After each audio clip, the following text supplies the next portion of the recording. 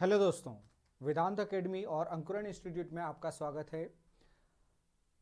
हम डिस्कस करेंगे test series का पहला test unit 1 part B, forest and forestry. जो टेस्ट सीरीज आप लोगों के लिए स्टार्ट की गई है 2021 के लिए, उसमें कोशिश की गई है इस तरह से शेड्यूल तैयार किया जाए ऑफलाइन टेस्ट सीरीज का कि आप लोग टेस्ट सीरीज के साथ में अपना सिलेबस लेकर चलें और फैब तक वो बहुत अच्छे से कंप्लीट हो जाए विद रिवीजन। उसमें रिवीजन का भी आपको ध्यान रखा गया है। आप अगर उस सिलेबस को ध्यान से देखेंगे, हर यूनिट के लिए सफिशिएंट टाइम दिया गया है और रिवीजन के लिए भी उसमें रखा गया है प्रोविजन। अब हम बात करें कि अगर आप इंदौर नहीं है, इंदौर से बाहर हैं, तो आप कैसे फ़ायदा ले सकते हैं। ये सारे टेस्ट जो ऑफलाइन के लिए तैयार किए जा रहे हैं, ये ऑनलाइन में भी मिलेंगे और ऑनलाइन में आपको जो मिलेंगे वो 45 टेस्ट मिलेंगे unit wise, plus 10 test forestry के, ये यूनिट वाइज रहेंगे, ये फॉरेस्ट्री के रहेंगे, प्लस 20 FLTs रहेंगी। तो आपको ये हो जाएगा टोटल 75 टेस्ट। ये 75 टेस्ट आपको ऑनलाइन में मिलेंगे, तो आप ऑनलाइन जाकर भी इसका फ़ायदा उठा सकते हैं। ऑफलाइन अगर हैं तो जो कंपटीशन होता है उसको भी आप फेस कर सकते हैं और बहुत फ़ायदा होता है टेस्ट सीरीज से। टेस्ट सीरीज में आपको कोशिश की जाएगी फॉरेस्ट्री के सभी वीडियो सॉल्यूशंस आपको प्रोवाइड करवाए जाएं, जैसा कि आज स्टार्ट किया जा रहा है और इसे कंटिन्यू रखा भी जाएगा। कोशिश की जाएगी आप लोगों के लिए यूट्यूब पर भी जो ऑब्जेक्टिव की सीरीज़ है वो लेकर आई जाए बहुत जल्दी। तो अभी हम इसे स्टार्ट करते हैं। आपको कोर्सेज वगैरह जो भी जानकारी चाहिए, आप जो नीचे नंबर है उन पर कॉल कर सकते हैं या फिर मोबाइल ऐप डाउनलोड करके वहां पर विजिट कर सकते हैं। हम लोग सिर्फ फॉरेस्ट्री में काम करते हैं। नोट्स के रिगार्डिंग, टेस्ट सीरीज के रिगार्डिंग, बुक के रिगार्डिंग जो भी क्वेरी है आपकी, आप नंबर पर कॉल कर लें या फिर ऐप डाउनलोड कर लें, वहां पर सभी चीज़ें अवेलेबल हैं। ब्रेक करके कंपोजिट फॉर्म में सभी तरह से अवेलेबल है। हम स्टार्ट करते हैं अपने क्वेश्चंस को। तो टेस्ट सीरीज में अपना पहला क्वेश्चन पहली यूनिट का है, वनों में हवा की गति खुले क्षेत्र की अपेक्षा कितनी होती है। फॉरेस्ट की अगर बात की जाएगी, फॉरेस्ट में ट्रीज का जो क्राउन होता है वो हवा को रोकता है। उसकी जो लीव्स होती हैं, डेंसिटी होती है, वो पेनिट्रेशन को अपोज करता है, लेकिन फिर भी कुछ हवा पास हो जाती है। अगर फॉरेस्ट लंबा है, जैसे शेल्टर बेल्ट्स बनाए जाते हैं, तो वो हवा को पास नहीं होते, उसकी डायरेक्शन चेंज कर देते हैं। उनका फीचर ये होता है कि वो विंड की डायरेक्शन को चेंज कर देते हैं। अगर यहां पर हम बात करें तो विंड स्पीड का चेंज होना, कम होना ओपन एरिया से अप्रॉक्स 20 to 60% ओपन एरिया से फॉरेस्ट में स्पीड कम हो जाती है।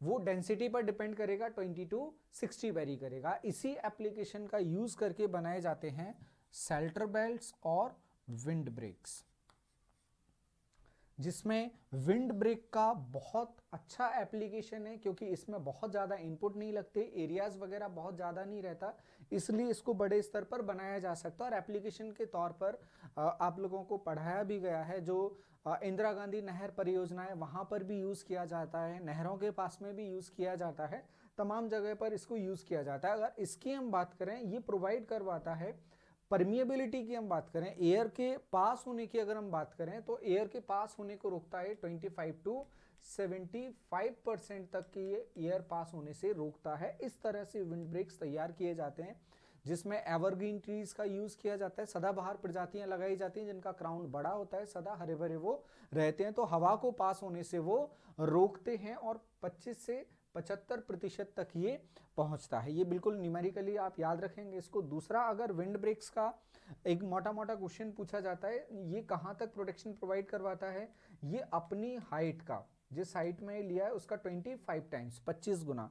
ये क्वेश्चन पूछा गया था। इस 25 गुने को ब्रेक किया जाता है दो पार्ट में, ये अप विंड साइड होता है और ये डाउन विंड साइड होता है। अभी लास्ट ईयर जेआरएफ में पूछा गया, एक 20 मीटर टॉल ट्री का विंड ब्रेक बनाया गया है, बीच में 20 मीटर हाइट का पेड़ लिया है, विंड ब्रेक बनाया है। उस विंड ब्रेक का जो प्रोटेक्शन है वो क्या होगा, अप विंड साइड और डाउन विंड साइड, बिल्कुल ठीक इसी तरह से पूछा गया। तो अगर हम देखेंगे 20 मीटर है, इसके हिसाब से कितना हो जाएगा 100, और यहां अगर जाएंगे तो ये हो जाएगा 500। हाँ, 25 टाइम्स, इस तरफ 25 5 टाइम्स, तो ये हो जाएगा 500, 5 टाइम्स और ये 25 टाइम्स टोटल माना जाता है। तो यही क्वेश्चन एज इट इज पूछा गया था। अब हम देखें इसका आंसर हो जाएगा 22 60%। चलते हैं हम आगे की तरफ। हाँ, उसको 25 वही आंसर दिया था, 100 और 500, 25 लेकर ही आंसर दिया था, और ओवरऑल पूछा जाता है तो भी हमें 25 टाइम्स ही बोलना है। रेंज में कहीं कहीं पर आंसर मिल जाता है, बाकी मोटा मोटा वही लेना है। अब चलते हैं एमपी। क्वेश्चन थोड़ा सा चेंज हो गया है, हिंदी में लिखा था ये क्वेश्चन, हिंदी में था मध्य प्रदेश में अति शुष्क सागौन वनों के पतन का संकेत है। क्या इंडिकेट करता है कि जो टीक फॉरेस्ट हैं वो डिग्रेड हो रहे हैं। तो यहां पर स्पीसीज दी गई हैं, फॉरेस्ट की स्पीसीज दी गई हैं, तो यहां पर आंसर बनेगा अपना ऑप्शन नंबर ए। सीताफल अगर कहीं पर दिख रहा है तो वो इंडिकेट करता है कि यहां पर सीताफल, वो भी कहां पर, वेरी ड्राई, एक्सट्रीम ड्राई की जगह वेरी ड्राई जो फॉरेस्ट हैं, ट्रॉपिकल फॉरेस्ट हैं एमपी में, और वेरी ड्राई कहां पर आते हैं, 5A C1A, 5A/C1A, बहुत कम है ये ज्यादातर राजस्थान में पाए जाते हैं। एमपी में जहां पर है वहां पर टीक रिप्लेस हो जाता है किससे, सीताफल से। ये कहां पर डिस्टरबेंस ये देखने को मिलता है, जबलपुर रीजन के आसपास ये डिस्टरबेंस देखने को मिलता है। सेकेंडरी सक्सेशन वहां पर स्टार्ट हो जाता है इस डिस्टरबेंस की वजह से, वहां पर श्रब्स वगैरह भी देखने को मिलती है और सीताफल देखने को मिलता है। तो ये याद रखेंगे आप मध्य प्रदेश के लेकर। नेक्स्ट क्वेश्चन है आपका, what is the source of regeneration of sal in the arid region of Madhya Pradesh. Madhya Pradesh का एरिड रीजन हो, राजस्थान का एरिड रीजन हो, या कुछ एरिड रीजन यूपी का आ जाता है, कहीं का भी एरिड रीजन होगा, यदि वहां पर साल के रीजनरेशन की बात की जाएगी तो जो सबसे बेहतर तरीका यूज किया जाता है साल के रीजनरेशन के लिए एरिड रीजन में, खासतौर से एरिड रीजन में, वो किया जाता है स्टूल कोपिस, जिसमें मध्य प्रदेश और मध्य प्रदेश के आसपास या छत्तीसगढ़ से अगर आप लोग हैं तो छत्तीसगढ़ के लिए भी यही आंसर बनेगा एरिड रीजन के लिए, अगर कहीं पर थोड़ा बहुत बन जाता है तो एरिड और semi arid even. Which of the following species shows growth of 4 to 6 times more than its native place in India.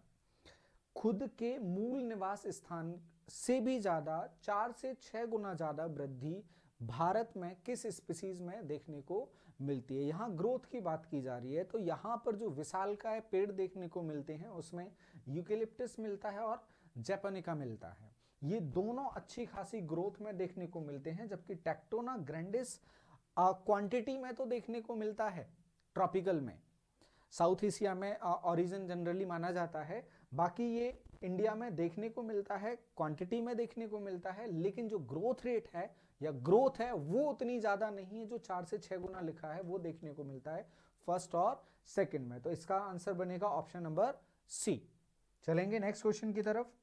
Question number 5, the stabilization of free living bacteria in plants is done by. इसको हिंदी में लिखा था question को, translation में थोड़ा सा problem हुआ है। क्वेश्चन था जो मुक्त नाइट्रोजन है, जो मॉलिक्यूलर फॉर्म में रहता है, अणु रूप में रहता है, उस नाइट्रोजन को फिक्स करने के लिए कौन सा लिविंग बैक्टीरिया काम करता है। तो यहां ऑप्शन हमें दे रहा है Azotobacter, rhizobium, green blue algae और नन ऑफ दीज। हम इन दोनों की बात करें क्योंकि इन दोनों को ज्यादातर देखा जाता है नाइट्रोजन फिक्सेशन के लिए। हम पहले बात करें एजेटोबैक्टर, इसका जो आंसर है वो बनेगा एजेटोबैक्टर। हालांकि थ्योरी में हमने बहुत अच्छे से क्लियर किया है नाइट्रोजन फिक्सेशन को लेकर। एजेटोबैक्टर काम करता है जो रूट्स के आसपास फ्री नाइट्रोजन पाई जाती है एटॉमिक फॉर्म में, क्योंकि जो हमारा एनवायरमेंट है, एनवायरमेंट में 78% के आसपास नाइट्रोजन रहता है। सॉइल में अगर हम नीचे जाकर देखें तो हम जाकर नहीं देखें, सॉइल में देखने को मिलता है, या जो टेस्ट वगैरह करते हैं वहां से हमें पता चलता है कि सॉइल में 79% के आसपास नाइट्रोजन होता है, क्योंकि वहां नाइट्रोजन फिक्स भी होता है, सॉलिड फॉर्म में भी नाइट्रोजन पाया जाता है, तो वो नाइट्रोजन फिक्स होता है। अगर हवा की नाइट्रोजन को फिक्स किया जा सके तो बड़ा इजी काम हो जाएगा हमारे लिए, तो वही फिक्सेशन का काम करता है एजेटोबैक्टर। एजेटोबैक्टर के साथ में अगर हम देखें एक सब्सटेंस और है क्लेरिडेंड्रॉन। क्लेरिडेंड्रॉन क्लेरिडेंड्रॉन को अगर कार्बोहाइड्रेट के साथ देखा जाए तो ये कार्बोहाइड्रेट के साथ मिलकर लगभग 10 से 50 किलोग्राम तक नाइट्रोजन को 1 हेक्टेयर में फिक्स करते हैं ये। तो इसका आंसर बनेगा ऑप्शन नंबर ए। सेकंड जो ऑप्शन है हमारा वो है राइजोबियम। राइजोबियम को सिम्बायोटिक नोड्यूल कहा जाता है, सिम्बायोटिक नोड्यूल्स बैक्टीरिया कहा जाता है जो लेगुमिनस प्लांट्स में पाए जाते हैं। ये रूट नोड्यूल्स पे नाइट्रोजन को फिक्स करते हैं जो कि सॉलिड फॉर्म में ही रहते हैं और प्लांट्स को वो नाइट्रेट के फॉर्म में ये प्रोवाइड करवाते हैं। लेगुमिनस प्लांट्स कौन से होते हैं? लेगुमिनस प्लांट्स में एलनस है, कैसुरीना है और गिंको है, ये प्लांट्स आ जाते हैं लेगुमिनस प्लांट्स में। चलते हैं आगे, आंसर इसका ए। अगला क्वेश्चन क्या है एक्चुअल? हिमालय में पाई जाने वाली क्लिम्बर स्पीसीज, क्लिम्बर स्पीसीज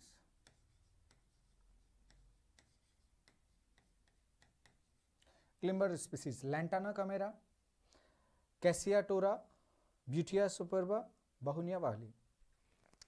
अब हिमालय की बात कर रहा है एक तो, अगर हम इन दोनों की बात करें कैसिया टोरा और कमेरा, ये दोनों क्लिम्बर ना होकर ये हैं बीट्स खरपतवार, तो इनकी तो बात ही नहीं कर सकते। फिर आता है ब्यूटिया सुपर्बा और बहुनिया वाली। ब्यूटिया की हम बात करें, ब्यूटिया जैसी स्पीसीज एमपी में कोई पाई जाती है? हाँ पाई जाती है। क्या पाई जाती है? ब्यूटिया मोनोस्पर्मा, ब्यूटिया मोनोस्पर्मा पाया जाता है। ब्यूटिया मोनोस्पर्मा क्या होता है? ब्यूटिया मोनोस्पर्मा होता है ढाक।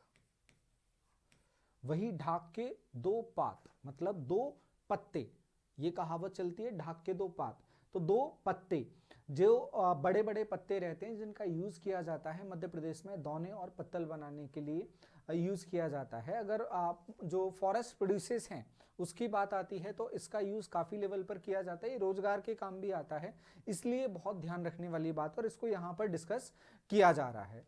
तो ब्यूटिया मोनोस्पर्मा जो श्रब्स हैं उसमें शामिल हो जाता है। जो स्टेम होता है, तना होता है, उसकी ठीक मोटाई होती है, लेकिन यहां पर ब्यूटिया की ही स्पीसीज किस में जा रही है? क्लिम्बर्स के फॉर्म में जा रही है।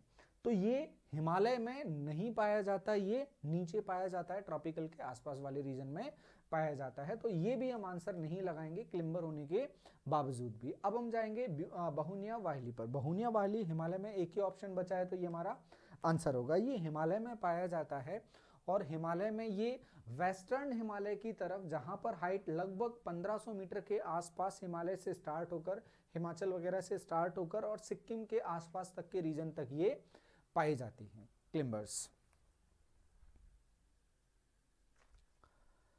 Bye what percentage can forest increase local rainfall? Local rainfall को फॉरेस्ट कितने परसेंट तक इंक्रीज कर सकते हैं? अब यहां पर टर्म यूज किया गया है कैन, सकते हैं, और ये फिक्स नहीं बोला जाता कि फॉरेस्ट रेन को इंक्रीज करते ही हैं, और बिल्कुल भी नहीं है ये क्लियर अभी तक भी रिसर्चेज में कि करते ही हैं हम ऐसा बोल पाए। हाँ, एक बात हम जरूर बोल सकते हैं कि फॉरेस्ट इंटेंसिटी को कम करते हैं, नंबर ऑफ रेनी डेज को बढ़ा देते हैं, ये श्योरली बोलेंगे और ये सत्ता में बोलते हैं। लगभग कितना परसेंट बढ़ा देता है? हम देखें, फॉरेस्ट बढ़ा देता है अप्रॉक्स 10%। उसका रीजन होता है वहां पर प्रेसिपिटेशन का रीजन हो जाता है एवापोट्रांसपिरेशन। फॉरेस्ट में एवापोट्रांसपिरेशन अच्छा होता है, जो स्ट्रोमेटल प्रोसेस वगैरह वहां पर चलती है, प्लांट्स वगैरह से एवापोरेशन होता है, सॉइल से भी एवापोरेशन होता है। इसका एग्जांपल अगर आपको देखना है, समझना है, ये क्या होता है, ये ठीक वैसे ही होता है जैसे आप ताजी सब्जी लेकर आते हो, पालक वगैरह, हरी सब्जी जो लेकर आते हो, पालक वगैरह लेकर आए तो आप उसे पॉलीथीन में बंद करके लेकर आते हैं, तो आप देखते हैं पॉलीथीन पर वेपर जैसा जमा हो गया है, तो वो होता है वेपराइजेशन। आप सोचें कि वो सिर्फ एक पॉलीथीन की बात थी, और वो कहानी पूरे फॉरेस्ट पर अगर अप्लाई करोगे तो अच्छा खासा वहां से वाटर का लॉस होता है, अच्छा खासा वाटर का लॉस होता है। इसलिए वो पानी कहां जाता है? ऊपर बादल का फॉर्मेशन करता है, कंडेंसेशन होता है, वहां पर पानी बरस जाता है, और जो साइकिल है वो थोड़ी सी लंबी हो जाती है बरसात की। तो इस तरह से वो नंबर ऑफ रेनी डेज को तो बढ़ा देता है, लेकिन हम ये नहीं बोलेंगे वो बरसात को बढ़ा देता है। हाँ, कुछ हद तक बरसात बढ़ी हुई दिखती है, रेनी डेज बढ़ जाते हैं, ये हम बोल पाएंगे। चलते आगे की तरफ। अब Indian forest service started in, भारतीय वन सेवा कब स्टार्ट की गई थी? भारत में अगर देखें, ब्रांडिस का आना हुआ था 1864 में, डाइटिच ब्रांडिस का आना हुआ था, उनको वर्मा भेजा गया था। उसके बाद 1865 में ये इंस्पेक्टर जनरल ऑफ फॉरेस्ट बनाए गए थे। उसके बाद 1865 में पहला फॉरेस्ट एक्ट लेकर आया गया था। अब चूंकि इतने बड़े अधिकारी को बुला लिया है, तो कुछ नियम कायदे कानून भी बना लिए जाएं, तो अधिनियम लेकर आया गया उसके लिए 1865 में। अब अधिनियम में इतनी सारी चीजें डाल दी कि उसके लिए लगा कि हमें ये सर्विस स्टार्ट करनी पड़ेगी, इसको करेगा कौन? तो उसको पूरा करने के लिए 1867 में पूरी सर्विस तैयार कर दी गई। तो ये फ्लो है पहला एक्ट का और ये सर्विस का। और अभी भी इस सर्विस की जो ट्रेनीज होते थे उनको ब्रिटेन ही भेजा जाता था, वहां के जो फॉरेस्ट स्कूल थे वहीं से ट्रेनिंग चलती थी। अब अगला question, when was the Indian forest college established? Indian forest college का जो स्थापना है वो भारत में 1938 में की गई थी। 1938 में इंडियन फॉरेस्ट कॉलेज की स्थापना की गई थी, लेकिन यहां पर ट्रेनिंग जो स्टार्ट देना था 1938 से हुआ था, और इंदिरा गांधी जी की डेथ के बाद Indira Gandhi national forest academy इसका नाम किया था 1987 में। 1987 में इसका नाम बदल के Indira Gandhi national forest academy रख दिया गया, जो कहां पर है? देहरादून में है। और ये तो आप रट्टा मारकर ही रखना कि ये जो ईयर्स है ना, एमपीपीएससी के तो बहुत फेवरेट माने जाते हैं। जहां उनको ईयर्स दिखते हैं उनको पता नहीं क्या होता है अंदर से, उनको लगता है ये तो अपना एरिया है, अपना क्षेत्र है, यहां से तो क्वेश्चन पूछा ही जाना चाहिए। तो आप लोग भी उसे ध्यान रखेंगे, याद रखेंगे उसको। अब हम चलते हैं आगे, अगले क्वेश्चन की तरफ चलते हैं। Where was the global tiger forum 1993 head? 1993 में ग्लोबल टाइगर फोरम कहां हुआ था? हिस्ट्री से ये क्वेश्चन पूछ लिया था। बस ये क्वेश्चन देखकर लगा था कि आप लोग तुक्का ना मारें देहरादून में या भोपाल में, कि सब कुछ देहरादून लगाना है हमें। ना तो देहरादून आंसर है ना भोपाल आंसर है, इसका आंसर है न्यू दिल्ली। ध्यान रखेंगे इसको फैक्ट के तौर पर। Which of the following is not a species of tropical forest? Tropical forest की कौन सी स्पीसीज नहीं है? अगर हम ट्रॉपिकल फॉरेस्ट में देखेंगे, जब क्लासिफिकेशन पढ़ाया तो वहां पर बहुत अच्छे से आप लोगों को याद करवाया था ट्रॉपिकल की स्पीसीज के बारे में। ट्रॉपिकल की स्पीसीज डिप्टेरोकार्पस, आर्टोकार्पस और ये तीनों ट्रॉपिकल की स्पीसीज हैं, जबकि oak species temperate western Himalaya में ये पाई जाती है। चलते हैं आगे। The botanical name of spruce, spruce का बॉटनिकल नेम क्या है? ये बिल्कुल रट्टा मार वाला क्वेश्चन है। स्प्रूस का बॉटनिकल नेम है Picea smithiana. Open forest, what is it? हाँ, ओपन फॉरेस्ट किस कैटेगरी में लेंगे? और ये ISFRE से लिया है, ISFR से लिया है। 2021 की जो रिपोर्ट थी उसमें 2.4 चैप्टर 2 के 4th पेज पर ये क्लासिफिकेशन और टेबल दी गई है। अगर किसी को डाउट लगता है कि ऐसा कैसे हो सकता है, तो वहां पर दिया गया है फॉरेस्ट कवर का कैनोपी डेंसिटी के अकॉर्डिंग क्लासिफिकेशन। और उसमें अगर ओपन फॉरेस्ट की कैटेगरी को हम देखेंगे तो वो आता है 10 to 40%। इस पर बेस्ड आगे एक और क्वेश्चन दिया गया है, वो हम आगे डिस्कस करने वाले हैं, थोड़ा सा आगे देखेंगे उसको। डेंस फॉरेस्ट कितना है, मॉडरेट डेंस कितना है, ओपन फॉरेस्ट कितना है। अगर हम यहाँ देखें, यहाँ कैटेगरी किस में डिवाइड की है? वेरी डेंस में डिसाइड की है, मॉडरेट फॉरेस्ट में, मॉडरेट डेंस में डिसाइड की है, और ओपन फॉरेस्ट में डिसाइड किया है। इसमें फॉरेस्ट में जो मेजरमेंट है वो इन तीन में किया जाता है, बाकी को नहीं लिया जाता। फॉरेस्ट कवर के अंदर स्क्रब्स वगैरह भी नहीं लेते हैं और TOF वगैरह अभी इसमें नहीं लेते हैं। तो यहां पर इसका जो है वो है 70% प्लस ये है 40 to 70%, और इंडिया में और फिर उसके बाद 10 to 40%, ये शायद 9.33% के आसपास हैं, ये 9.34 और ऊपर 3 पॉइंट समथिंग ऐसे ही कुछ है, वेरी डेंस फॉरेस्ट। आगे हम देख लेंगे इसको, क्वेश्चन है उसका आगे एक और। तो सबसे ज्यादा जो पाए जाते हैं वो ओपन फॉरेस्ट पाए जाते हैं। देखते हैं आगे, वेरी डेंस कम है काफी। ISFR 2021, there has been an increase in forest in मध्य प्रदेश। मध्य प्रदेश में वनों में कितना वृद्धि हुई है, परसेंटेज का क्वेश्चन नहीं है ये क्वेश्चन किलोमीटर स्क्वायर का है, तो लगभग सभी को आप लोगों को याद होगा, और कुछ क्वेश्चंस तो ऐसे देने ही हैं जो सभी से बने। आप लोग क्वेश्चंस को अगर देख रहे होंगे ना तो समझ पा रहे होंगे क्वेश्चन बहुत ऊपर भी नहीं जा रहा और बहुत नीचे भी नहीं जा रहा, और हमारी कोशिश यही रहेगी क्वेश्चन आसपास रहे, आउट ऑफ द बॉक्स जो क्वेश्चंस आते हैं उनको बनाने की कोशिश हम भी नहीं करेंगे कि उसका पता ही नहीं चले और बहुत बाउंस हो रहा है। पेपर में भी आते हैं और वो क्वेश्चन छोड़ने के लिए आते हैं, वो लड़ने के लिए और ईगो हर्ट करने के लिए नहीं आते कि हमने इतना सारा पढ़ा, ये क्वेश्चन कैसे मिस हो सकता है हमसे। चलेगा एक आध दो question. According to 2021 report, the state with the highest bamboo increase, bamboo increase सबसे ज्यादा स्टेट में देखने को मिला। अब बैम्बू इंक्रीज की अगर हम बात करें, बैम्बू सबसे ज्यादा कहां पाया जाता है? सबसे ज्यादा मध्य प्रदेश में पाया जाता है। सबसे ज्यादा इंक्रीज की अगर बात आती है तो इंक्रीज होगा मिजोरम में।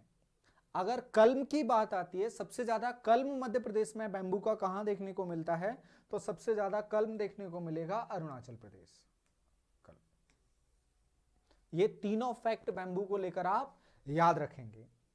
अब आगे बढ़ेंगे, अगला क्वेश्चन है हाईएस्ट बैम्बू ग्रोइंग। ये क्वेश्चन वापस से वही डाल दिया है, क्लरिकल एरर है।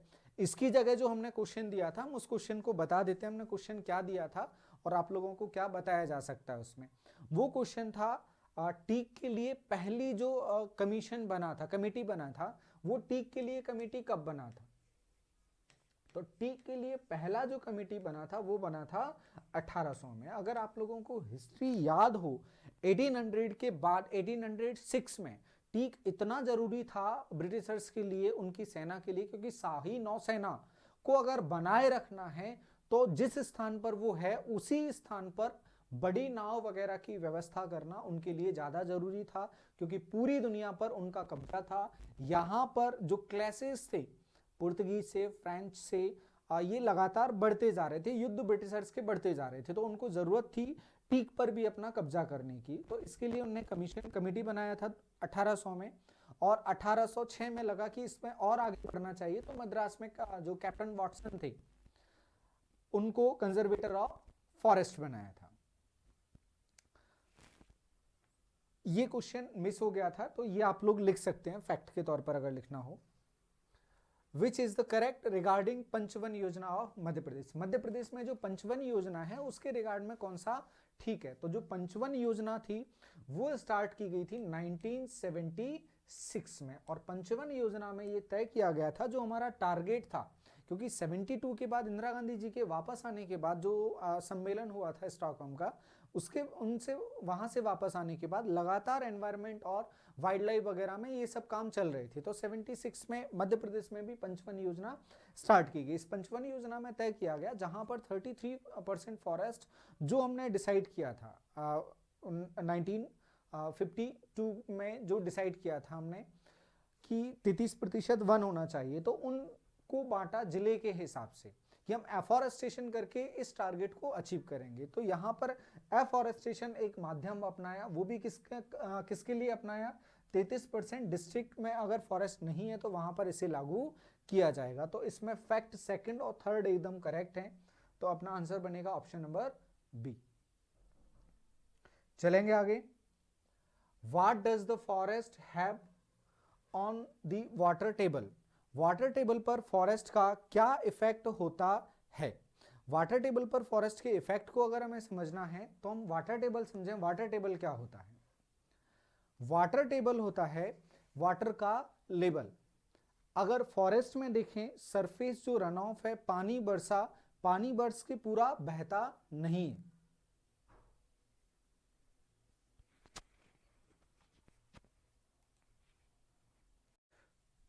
वाटर लेवल, वाटर लेवल को अगर हम समझें तो वाटर लेवल फॉरेस्ट में, फॉरेस्ट एरिया में हम देखें पानी का जो रन ऑफ होता है वो रन ऑफ कम होता है, बहता कम है, नदी में नालों में यूं कम बहता है, क्योंकि फ्लो में अगर देखें ढलान वगैरह पर जो पानी का फ्लो है वो उतना नहीं हो पाता, क्योंकि यहाँ पर ग्रासेस देखने को मिलती हैं और लिटर्स वगैरह कचरा वगैरह देखने को मिलता है, तो बहुत तेजी से पानी ना बहकर वो पानी इन्फिल्ट्रेट होता है, नीचे की तरफ जाता है और परकोलेट होकर नीचे चला जाता है। और यहाँ जो पानी का लेवल है वो लगातार क्या होता है, थोड़ा सा बढ़ता है, ये बढ़ा हुआ होता है। लेकिन जो प्लांट्स रहते हैं फॉरेस्ट में, जो प्लांट्स रहते हैं, ये जो कहानी है ना ये लगभग सभी जगह चलती है, ये कहानी सभी जगह रहती है। ओपन एरिया है वहां पर भी ये कहानी रहती है, बस ओपन एरिया में रन ऑफ ज्यादा हो जाता है, ये बात रहती है। बाकी पानी इन्फिल्ट्रेशन परकोलेशन वहां पर भी रहेगा। अब हम बात करें, अगर यहां पर ट्री है, ट्री का जो फंक्शन होगा, ट्री का फंक्शन होगा कि वो रूट से पानी को एब्जॉर्ब करेगा, ये रूट्स पानी को सक करते हैं, पानी को खींचते हैं। और फॉरेस्ट बड़ा है तो सभी पेड़ों की रूट्स पानी को खींचेंगी, तो पानी का लेवल क्या होगा, नीचे की तरफ जाएगा। इसलिए हमें देखने को मिलता है जहां वाटर टेबल हाई होता है, पानी का जो लेवल ऊपर होता है, बहुत ऊपर होना भी बहुत दिक्कत की बात हो जाती है, क्योंकि रूट्स को रेस्पिरेशन के लिए ऑक्सीजन नहीं मिलता है। और हम देखें रेस्पिरेशन का एग्जांपल देखें, रेस्पिरेशन के लिए जो मैनग्रोव्स फॉरेस्ट हैं उनके जो रूट्स हैं वो बाहर तक आ जाते हैं रेस्पिरेशन के लिए। तो हमें ध्यान रखना होगा, बस इतना हमारे काम का है कि रूट्स वाटर टेबल को नीचे की तरफ ले जाते हैं, पानी का जो लेवल है उसे नीचे की तरफ ले जाते हैं। तो इसमें हमारा आंसर बनेगा ऑप्शन नंबर ए, इनका कोई भी कुछ भी मीनिंग नहीं है, इंक्रीज नहीं होगा। फॉरेस्ट में अगर फीलिंग आ रहा होगा, फॉरेस्ट में जल्दी पानी मिल जाता है, इसलिए मिल जाता है क्योंकि वहां तक हम लोगों का भी पानी, हम लोगों का पहुंचना नहीं है। जहां ह्यूमन बीइंग का ज्यादा पहुंचना हो जाएगा वो पानी को नीचे ले जाते हैं। फॉरेस्ट बहुत ज्यादा कंट्रीब्यूशन उसमें नहीं करते, मेन फंक्शन यही होता है फॉरेस्ट का। The effect of forest on how much rainfall is maximum interception. जो इंटरसेप्शन होता है, अंतर्संदन होता है, सबसे ज्यादा कहां पर होता है फॉरेस्ट का, जो रोकना होता है फॉरेस्ट का। फॉरेस्ट पानी को किस लेवल तक रोक देता है, अगर 5 मिलीमीटर तक बरसात होती है तो वो बरसात जमीन तक नहीं पहुंच पाती। फॉरेस्ट में ऊपर जो क्राउन होता है, लीव्स वगैरह होती हैं, इस प्रेसिपिटेशन को अपने ऊपर ही होल्ड करके रख लेती हैं और ये वापस एनवायरनमेंट में चला जाता है। 5 सेंटीमीटर बरसात फील ही नहीं होती। ये बिल्कुल ठीक वैसे ही है जैसे कहीं पर आप कहीं पर जा रहे हैं, बाइक वगैरह से जा रहे हैं, अगर पानी तेजी से गिरना स्टार्ट होता है आप तुरंत जाके पेड़ के नीचे खड़े हो जाते हैं। भाई पेड़ कोई परमानेंट छत थोड़ी ना, उसकी भी तो छोटी छोटी पत्तियां हैं। लेकिन क्यों, क्योंकि 5 mm तक जो पानी गिरेगा वो पेड़ रोक लेगा और उसके बाद पानी नीचे आते रहता है। अगर एक्स्ट्रा पानी बरसा तो बरसात बंद होने के बाद भी पेड़ के नीचे पानी गिरता रहता है। अगला question, which one is false with respect to forest. वनों के संबंध में कौन सा गलत है। Forest increases the surface run off, 9 अभी डिस्कस किया हमने, फॉरेस्ट सरफेस रन ऑफ को कम करता है ना कि बढ़ाता है, उसके फ्लो को रोकेगा। तो पहला ऑप्शन ही गलत है और यही हमारा आंसर होगा, क्योंकि हमें क्या देखना है, फॉल्स। बाकी क्या है, ऑर्गेनिक मैटर बढ़ते हैं, वाटर होल्डिंग कैपेसिटी बढ़ जाती है, डेफिनेटली बढ़ेगी। Roots of rodent plants increases, infiltration, बिल्कुल इन्फिल्ट्रेशन बढ़ जाता है, अभी डिस्कस किया। The forest soil is acidic, जहां जो ह्यूमस है, ह्यूमस होगा तो ह्यूमस होने की वजह से वहां पर जो सॉइल है उसमें ओ लेयर बनेगा और ओ लेयर का सीधे मतलब होता है कि वो एसिडिक है, तो एसिडिक नेचर वहां पर बढ़ जाएगा। अब चलते हैं हम आगे, अगला question, at what angle do the branches of tree mix with stem in some species या मोस्ट स्पीसीज। मोस्ट स्पीसीज में अगर फॉरेस्ट में ब्रांचिंग की बात की जाएगी तो ज्यादातर जो ब्रांचिंग है वो 60 to 70 डिग्री पर स्टेम के साथ में दिखती हैं। अब ये ज्यादातर की बात है, लेकिन स्पेसिफिक एग्जाम्पल की अगर हम बात करें, कुछ एग्जाम्पल हैं जो हमें ध्यान रखने हैं। ये तो खास फैक्ट है जो हमें ध्यान रखना है। दूसरा एग्जाम्पल हमें ध्यान रखना है ओल्ड देवदार। ओल्ड देवदार के केस में ये पहुंच जाता है पैरेलल 90 डिग्री पर। फिर हमें ध्यान रखना है hold branching, WHORL, hold branching.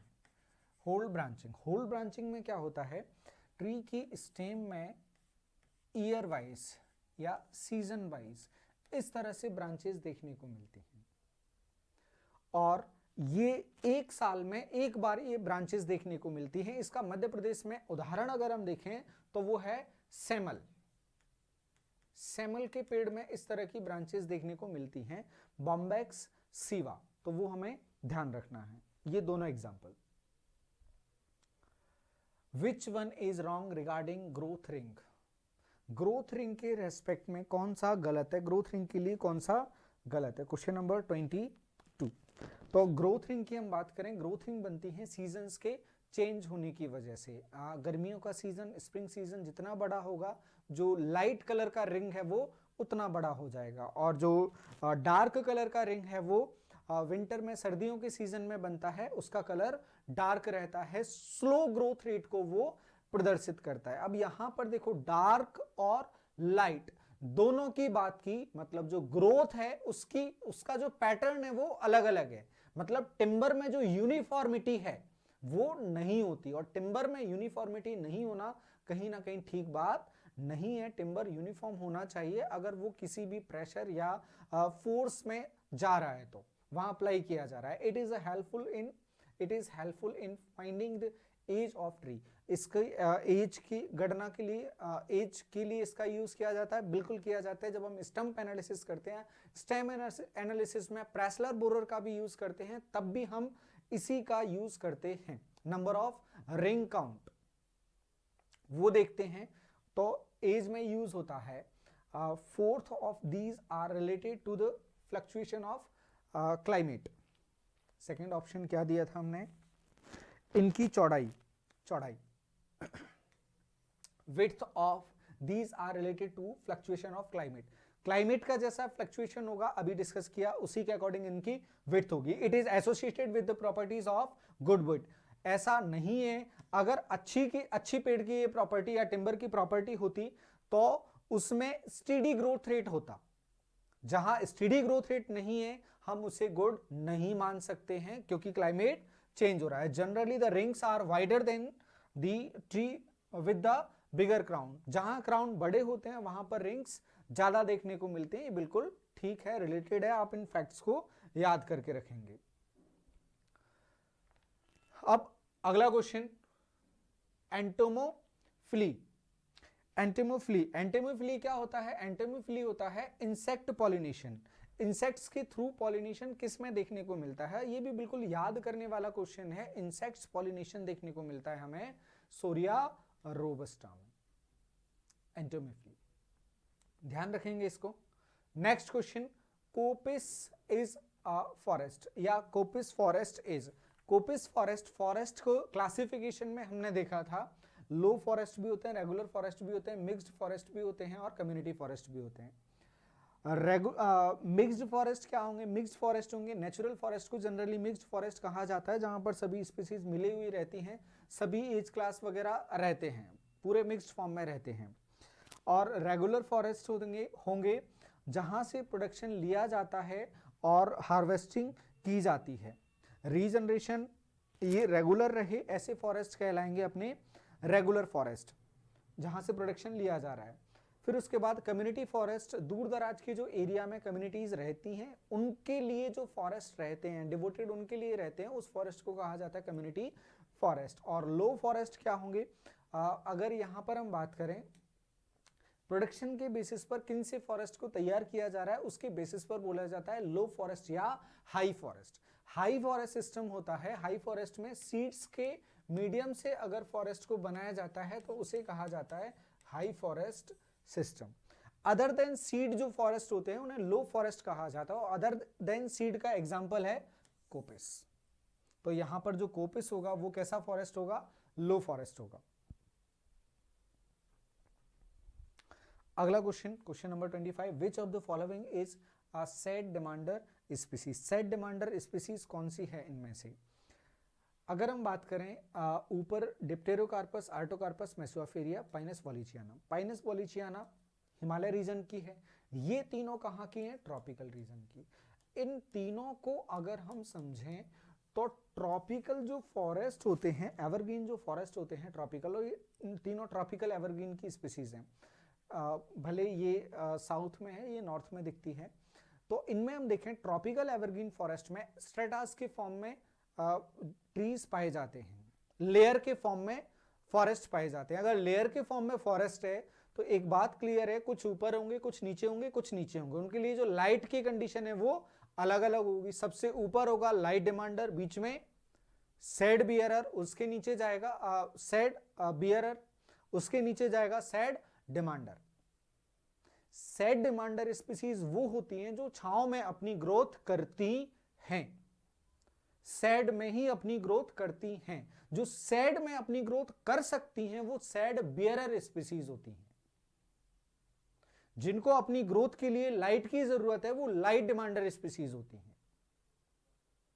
तो यहां हम देखें स्ट्रेटा में, अगर हम देखें तो ट्रॉपिकल में सबसे ऊपर देखने को मिलता है डिप्टेरोकार्पस, तो ये हो जाएगा लाइट डिमांडर। फिर मिलता है आर्टोकार्पस, ये हो जाएगा सेड बियरर। और फिर सबसे नीचे मिलेगा मेसोफेरिया, ये हो जाएगा सेड डिमांडर। और पाइलेंस वॉलिचियाना हिमालय में पाया जाता है, ये लाइट डिमांडर स्पीसीज है। उम्मीद है आप इन चीजों को याद रखोगे क्योंकि खास खास स्पीसीज हैं, याद रख सकते हैं हम इतना। अब चलते हैं आगे, अगला question 26, the average annual temperature of tropical forest. बिल्कुल फैक्चुअल क्वेश्चन है, आप लोग याद रखेंगे। ओवर 24, बिल्कुल याद रखने वाला क्वेश्चन है। अगला क्वेश्चन फॉरेस्ट के संबंध में, falls in respect of Frost Hardy species. Frost Hardy species के संबंध में कौन सा गलत है? फ्रॉस्ट हार्डी स्पीसीज क्या होते हैं? फ्रॉस्ट हार्डी स्पीसीज होते हैं जो कोहरा या फ्रॉस्ट पड़ने पर अपने को वहां पर फिट पाते हैं या एडेप्टिबिलिटी में अपने को वैसा वो बना लेते हैं। एडेप्टिबिलिटी में क्या होगा, जैसे एरिड सेमी एरिड रीजन में अगर कोहरा पड़े, आग भी पड़ती है तो भी प्लांट्स अपने आप को बचाए रखते हैं, तो वैसी कुछ उसमें कहानी बन जाती है।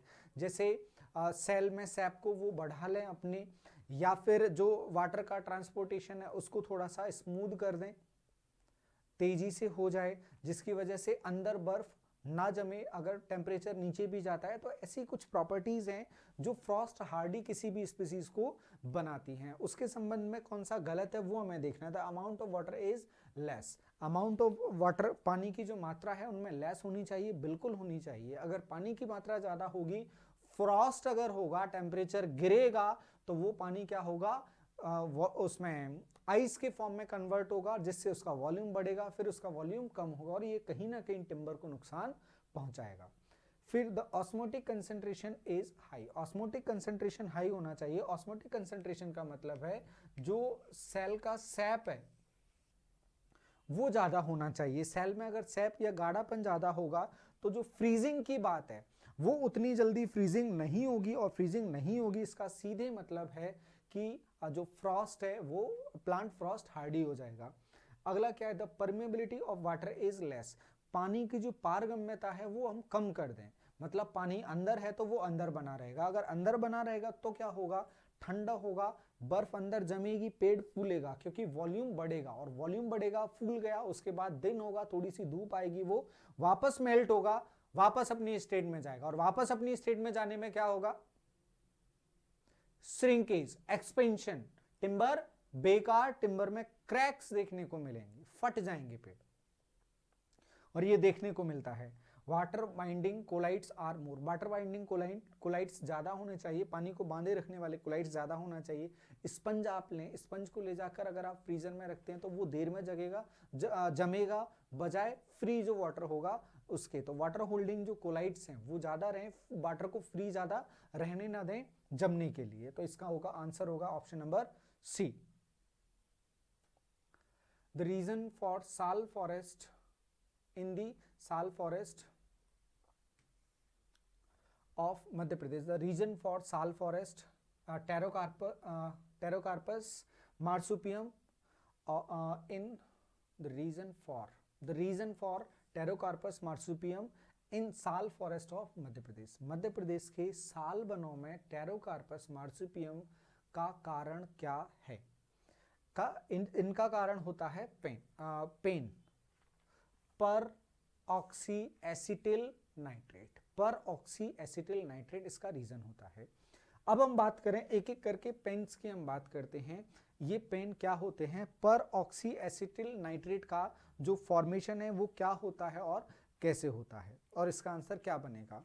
तो पर ऑक्सी एसिटिल नाइट्रेट में सबसे पहले हम बात करते हैं कैंकर पेन की। कैंकर पेन कहां पर बनता है? कैंकर पेन बनता है यूपी के आसपास वाले रीजन में। यूपी में जो यमुना के आसपास वाला रीजन है जहां पर पानी लगातार बहता रहता है, नदी क्षेत्र रहता है, वहां पर वाटर टेबल थोड़ा सा ऊपर रहता है और लीचिंग के थ्रू नीचे एक क्रस्ट बन जाती है जो रूट्स को नीचे जाने से रोकती है, उसे कहा जाता है कैंकर पेन। यूपी का जो जलोढ़ मैदान है वहां पर देखने को मिलता है। अब आता है सिलिका पेन। सिलिका पेन की बात करें तो जहां पर लेटेराइट सॉइल है, लेटेराइट सॉइल पहाड़ी क्षेत्र वगैरह में देखने को मिलती है, मध्य प्रदेश में भी देखने को मिलती है, काफी जो पर्वत श्रृंखलाएं हैं पहाड़ी हैं वो हैं, और वेस्टर्न हिमालय में देखें वहां पर भी देखने को मिलता है। तो लेटेराइट सॉइल में जब पानी बढ़ता है, पानी ज्यादा गिरता है, तो जो सिलिका के पार्टिकल्स रहते हैं, छोटे छोटे जो पार्टिकल्स रहते हैं वो नीचे की तरफ बैठते जाते हैं, उनकी लीचिंग होती है, और लीचिंग होने में एक समय ऐसा आ जाता है कि वो नीचे जाके एक लेयर का फॉर्मेशन कर लेते हैं, और वो लेयर काम करती है जो परमिएबिलिटी है रूट्स के लिए वो खत्म कर देती है, पेनिट्रेशन रूट्स के लिए वो खत्म कर देती है, रूट्स का नीचे जाना खत्म। और नीचे रूट जाती हैं वाटर की तलाश में, पानी की तलाश में, न्यूट्रिशन की तलाश में, तो रूट नीचे नहीं पहुंचेंगे तो ये नुकसान पहुंचाएगा, और ये होगा सिलिका पेन। मध्य प्रदेश में ये देखने को मिलता है साल फॉरेस्ट में, और उसकी वजह से देखने को मिलता है वन साल, टेरोकार्पस मार्सुपियम, इसे वन साल कहा जाता है। तो इसका आंसर होगा option number B. Clay pan क्या होता है? क्ले पेन देखने को मिलता है जो भारी मशीन वगैरह होती हैं। आपको एक सिंपल सा एग्जांपल हम लेते हैं, एक सिंपल से एग्जांपल में जो लोग प्योर गांव से बिलोंग करते हैं, जिनके रोड अभी बने हैं या जिनके यहाँ नहीं है, वो इसको बहुत आसानी से समझ पाएंगे कि कहीं से ट्रैक्टर, बैलगाड़ी वगैरह, गाड़ी वगैरह निकलती हैं तो वहां का जो रोड है आसपास से वो नीचे बैठ जाता है और बीच में वो उठा रहता है, या फिर जो पगडंडी है, खेत के बीच में से रास्ते बना लिए जाते हैं, गांव वाले रास्ते को शॉर्ट करने के लिए बीच में से निकल जाते हैं। अब तो बहुत नहीं देखने को मिलती पगडंडी, लेकिन पहले काफी सारी पगडंडी देखने को मिलती थी। उसका जो रोड होता था, पगडंडी जो होती थी वो नीचे बैठी हुई रहती है नॉर्मल खेत से, तो उसके नीचे बैठने का रीजन होता है वहां पर प्रेशर की वजह से वो नीचे चिपक गई है।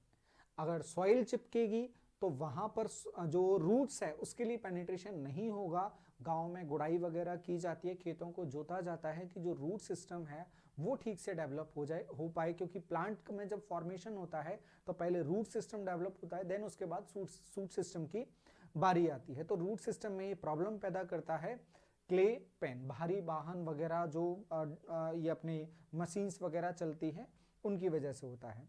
फिर आते हैं आयरन पेन।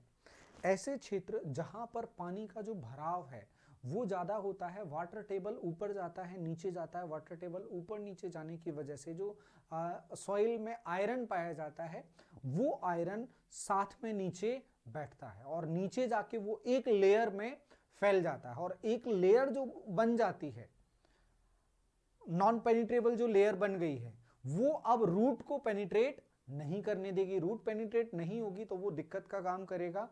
तो ये होगा आपका आयरन पेन जो वाटर टेबल की वजह से होता है। उम्मीद है ये आपको बहुत अच्छे से क्लियर हो गया होगा।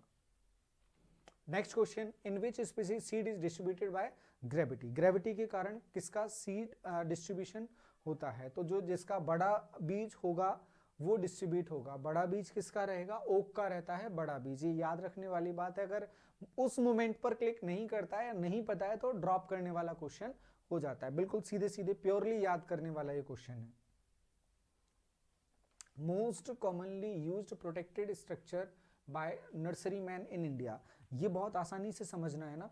इंडिया अगर लिखा है, इंडिया की बात फॉरेस्ट्री में आ जाती है तो हमें ध्यान देना होगा कॉस्ट रिडक्शन पर। कॉस्ट इफेक्टिव कौन सा होगा, कम से कम खर्च में कौन सा हो जाएगा, क्योंकि हमारा पैसा, ज्यादातर पैसा योजनाओं में चला जाता है, दूसरी योजनाओं में चला जाता है, रिसर्चेस पर, स्कूल्स पर, एजुकेशन पर। इसके लिए पैसा कम है अभी हमारे पास। जब एक्स्ट्रा पैसा होगा ना तब हम इन चीजों की बात करेंगे। अभी तो हमें और दूसरी सारी चीजों की बात करनी है, इनकी बात नहीं हो पाएगी इन योजनाओं की। हालांकि लेकिन फिर भी फॉरेस्ट में बहुत पैसा दिया जाता है इंडिया में, कोई कमी नहीं है। ये मजाक की बात थी कि इन चीज़ों के लिए पैसा नहीं है, बहुत पैसा है, कम से कम फॉरेस्ट के लिए तो है। एजुकेशन का रिफ्लेक्ट नहीं होता है और मेडिकल में भी नहीं होता, और उस पर अपन को जाना नहीं है, सोशल लेक्चर नहीं है, फॉरेस्ट्री का लेक्चर है, तो अपन इसी पर बात करते हैं। Most commonly use protected structure, कौन सा स्ट्रक्चर यूज किया जाता है। अब स्ट्रक्चर देखते हैं सस्ता कौन सा पड़ेगा, क्योंकि इंडिया में जनरली 90% के आसपास जुगाड़ चलता है। तो देखते हैं जुगाड़ कौन सा है। पॉली हाउस बनाना जुगाड़ है, शेड नेट बनाना जुगाड़ है, ग्लास हाउस बनाना, प्लास्टिक टनल बनाना, ये तो वैसे भी समझ में नहीं आते। पॉली हाउस बनाना उतना आसान नहीं होता और वो इम्परमानेंट बहुत होता है। लेकिन जो ग्रीन नेट्स बना दिए जाते हैं ना, बांध दिए जाते हैं, धूप ज्यादा ना आए, पेड़ हम नहीं लगा पाए, तो वो जनरली यूज किया जाता है शेड नेट्स का।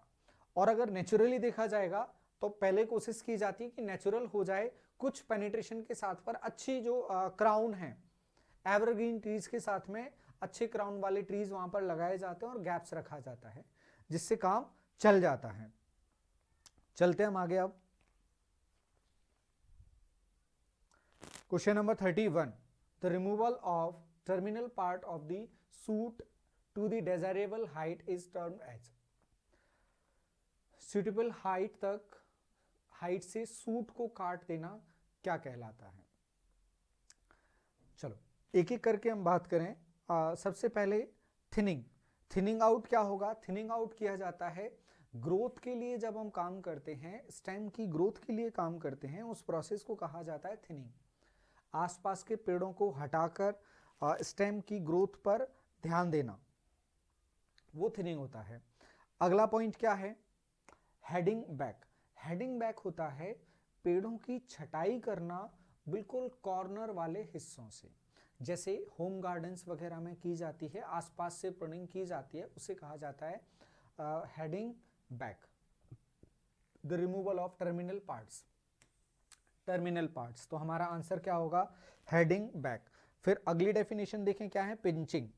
पिंचिंग क्या होता है, पिंचिंग होता है, ये हमारा प्लांट है, ये ब्रांचिंग है, अगर हम इसे काट दें, इसे हमने कट कर दिया यहां से, इसे कट करेंगे तो जो ब्रांचिंग है वो इस ट्री की बढ़ जाएगी। अगर पहले कम है तो अब ज्यादा हो जाएगी, जो लेटरल सिस्टम है वो थोड़ा सा बढ़ जाएगा। तो ब्रांचिंग बढ़ाने के लिए अगर हमें कुछ यूज करना है तो वो होगा पिंचिंग। अगला ऑप्शन है निकिंग। निकिंग होता है जो सीड्स रहते हैं, सीड्स रहते हैं, सीड्स अगर नॉर्मल सीड्स हैं तो वो डाल देने पर जर्मिनेट हो जाते हैं, लेकिन अगर हार्ड कोटेड हैं, बड़े सीड्स हैं, ज़्यादातर सीड्स को ज़रूरत पड़ती है थोड़ा बहुत ट्रीट करने की। जब हम नर्सरी पढ़ते हैं तब हम ये बहुत सारे मेथड्स पढ़ते हैं कि सीड को किस तरह से ट्रीट करके डाला जाए जिससे जर्मिनेशन अच्छा हो। तो हार्ड कोटेड सीड्स का कोट हटाकर उसकी एब्जॉर्प्शन कैपेसिटी को बढ़ाना, अगर वो वाटर एब्जॉर्ब करेगा तो उसका टेम्परेचर बढ़ेगा, मॉइस्चर बढ़ेगा, और वो उसका जो एम्ब्रियो होगा वो एक्टिव हो जाएगा, वो जर्मिनेट हो जाएगा, उसके लिए अच्छी कंडीशन मानी जाएगी। उस प्रोसेस को कहा जाता है नेकिंग।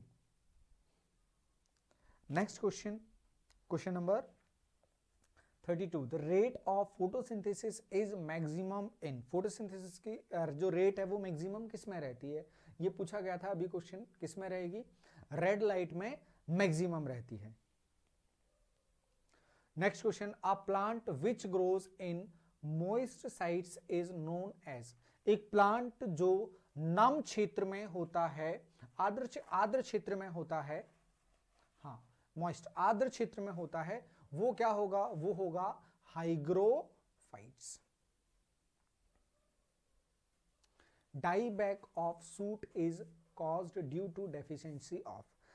अब डेफिशिएंसी, हम एक एक न्यूट्रिएंट की डेफिशिएंसी की बात करें। नाइट्रोजन जो है प्लांट्स में किस में यूज आता है, तो नाइट्रोजन यूज आता है कार्बोहाइड्रेट्स में, ऑयल्स में, और तमाम जो फॉर्मेटिव पार्ट्स होते हैं उनमें काम आता है नाइट्रोजन का। बहुत सारे फंक्शंस हैं इसके। फिर उसके बाद हम बात करें मैग्नीशियम की, तो मैग्नीशियम जब हम क्लोरोफिल बोलते हैं ना, और इसके कई सारे ऑब्जेक्टिव आप लोगों ने लगा चुके हैं, और मिल गया ना तो बिल्कुल उखाड़ फेंक दोगे उसको कि मैग्नीशियम और क्लोरोफिल यही आना है और यही आता है, इंडिया में यही आया है। तो मैग्नीशियम किससे जुड़ा है, क्लोरोफिल से जुड़ा है। अगली बात करते हैं हम कॉपर की। कॉपर कहां पर यूज किया जाता है, कॉपर यूज होता है फोटोसिंथेसिस प्रोसेस के लिए, कॉपर का यूज होता है। एक लास्ट और ऑप्शन है उसकी और बात करें, लास्ट ऑप्शन है बोरॉन। बोरॉन का यूज होता है रूट नोड्यूल्स में, रूट नोड्यूल्स में। और क्वेश्चन अपना क्या है, सूट के डाईबैक का कारण क्या है, तो बोरॉन तो सूट को मारेगा नहीं। डाईबैक का मतलब होता है ऊपर से बेकार होना, रूट का बेकार होना नहीं होता है। अगर बोरॉन नहीं होगा तो रूट नोड्यूल्स की प्रॉब्लम आएगी, पेड़ नीचे से भी खराब होगा। लेकिन बोरॉन का इश्यू नहीं है, तो इश्यू किसका है फिर, कॉपर का। फोटोसिंथेसिस नहीं होगा, फूड फॉर्मेशन नहीं होगा, तो सूट का काम नहीं चलेगा, उसे फूड चाहिए ही चाहिए। अगला question, which of the following is a parasite plant. निम्न में से कौन सा पैरासिटिक प्लांट है, कस्कोटा रिफ्लेक्सा, अमरबेल, ऑर्किड्स डोबा, मुकुना। नहीं है, एक ही दिख रहा है सीधा सीधा, कस्कोटा रिफ्लेक्सा।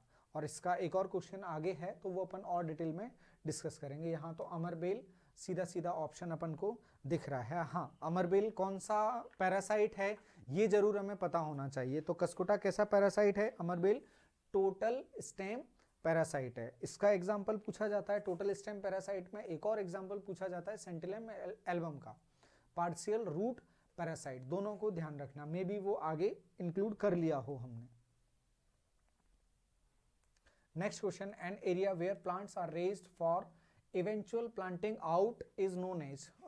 बाहर प्लांटेशन करने के लिए जहां प्लांट्स तैयार किए जाते हैं, सीडलिंग तैयार किए जाते हैं, उस स्थान को क्या कहा जाता है, तो उस स्थान को कहा जाता है nursery.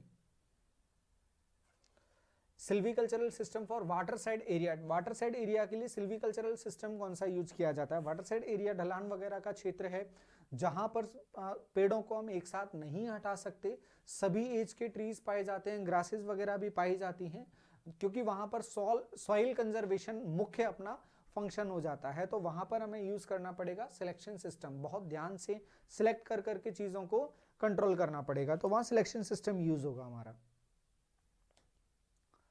Salvage cutting is done primarily for, salvage cutting किसके लिए की जाती है, सैल्वेज कटिंग की जाती है, सैल्वेज कटिंग का मतलब होता है कि हम अगर कुछ भी खाना रखें, जैसे हम चावल वगैरह बीनते हैं, तो चावल वगैरह बीनते क्यों हैं हम, जो बेकार पार्ट है बनने के बाद हटाने की जगह हम क्या करें, उसको पहले ही हटा दें। तो वैसे ही सैल्वेज कटिंग होता है कि जो ट्री बेकार हो गए हैं, डिसीज्ड हो गए हैं, इंसेक्ट वगैरह का अटैक हो गया है, उनको हम क्या करें, पहले ही हटा दें, उसे कहा जाता है सैल्वेज कटिंग। तो रिमूविंग किल्ड और severely damage trees before getting worthless. Next question, drought resistant hormone, drought resistant hormone कौन सा होता है, तो ड्रॉट रेजिस्टेंट हार्मोन होता है एब्सिसिक एसिड।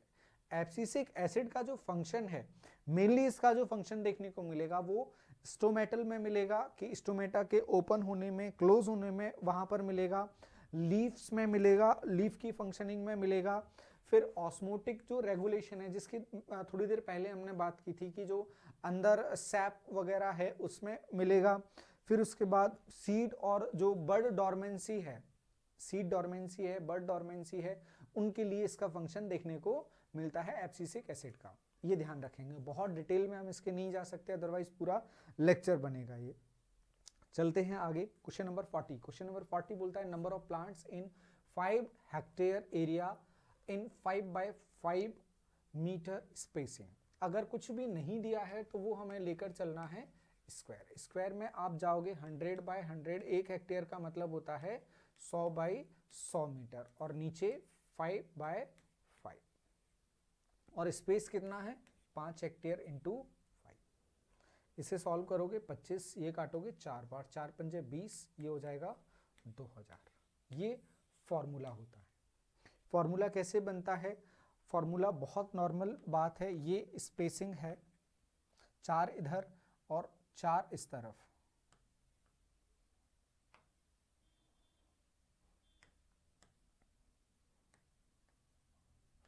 ये करेंगे। अब ये 100 बाय 100 मीटर का ये प्लॉट है पूरा। 100 बाय 100 मीटर में अगर हम एक बार 5 से भाग लगाएंगे, लाइन में स्पेसिंग कितना है 5, तो एक बार हमें 100 में से मिल गया 5। फिर जो लाइन में हो गया, कॉलम में स्पेसिंग देखना है तो फिर वापस 100 कॉलम में 5 से भाग लगाओगे, वो स्पेसिंग मिल जाएगा। दोनों का इंटू करने से ये 4 कॉलम और 4 रो से मिलने से हमें क्या पता चल रहा है? नंबर ऑफ ट्रीज हमें पता चल रहे हैं, नोट्स पता चल रहे हैं हम, और ऐसे कितना है 5 हेक्टेयर है। तो वो फॉर्मूला बन जाएगा 100 by 100 upon spacing into area hectare में। एक दो एग्जांपल और लिए हैं इसके, ट्राइंगल वगैरह का लिया है, वो भी देख लेंगे आगे। Trees cut a certain height to get flush of new shoots is known as. पेड़ में एक निश्चित हाइट से काटने पर जो फ्लश बचता है, फ्लश काटने पर जो नया सूट बचेगा, वो क्या, ये जो प्रोसेस है वो क्या कहलाती है? Question number 41। तो वो प्रोसेस क्या कहलाती है ये बताना है। ऑप्शंस क्या है? पोलार्डिंग, कोपिसिंग, लूपिंग और प्रिनिंग। तो ये जो प्रोसेस है वो कहलाती है पोलार्डिंग। 3 मीटर अप्रॉक्स हाइट पर ट्रीज को काट दिया जाता है।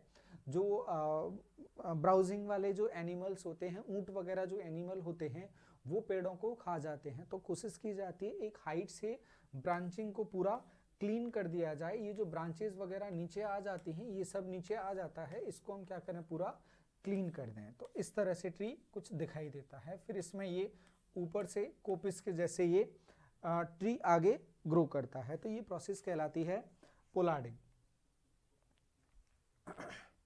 अगला क्वेश्चन क्या है? Prosopis cineraria. Cineraria have regeneration problem due to. अब ये भी बिल्कुल फैक्चुअल क्वेश्चन आ गया है। जब हार्ड सीड कोट पढ़ाया जाता है, हार्ड सीड कोट हो जाने पर हमें क्या प्रोसेस यूज करनी चाहिए? तो हार्ड सीड कोट के एग्जांपल देखे जाते हैं, वहां पर एग्जांपल हो जाएगा प्रोसोपिस सिनेरिया का। तो इसका जो बीज होता है बहुत कठोर होता है, उसको प्रोसेस किया जाता है, इसलिए उसके रीजनरेशन में, नेचुरल रीजनरेशन में खासतौर से प्रॉब्लम जाती है।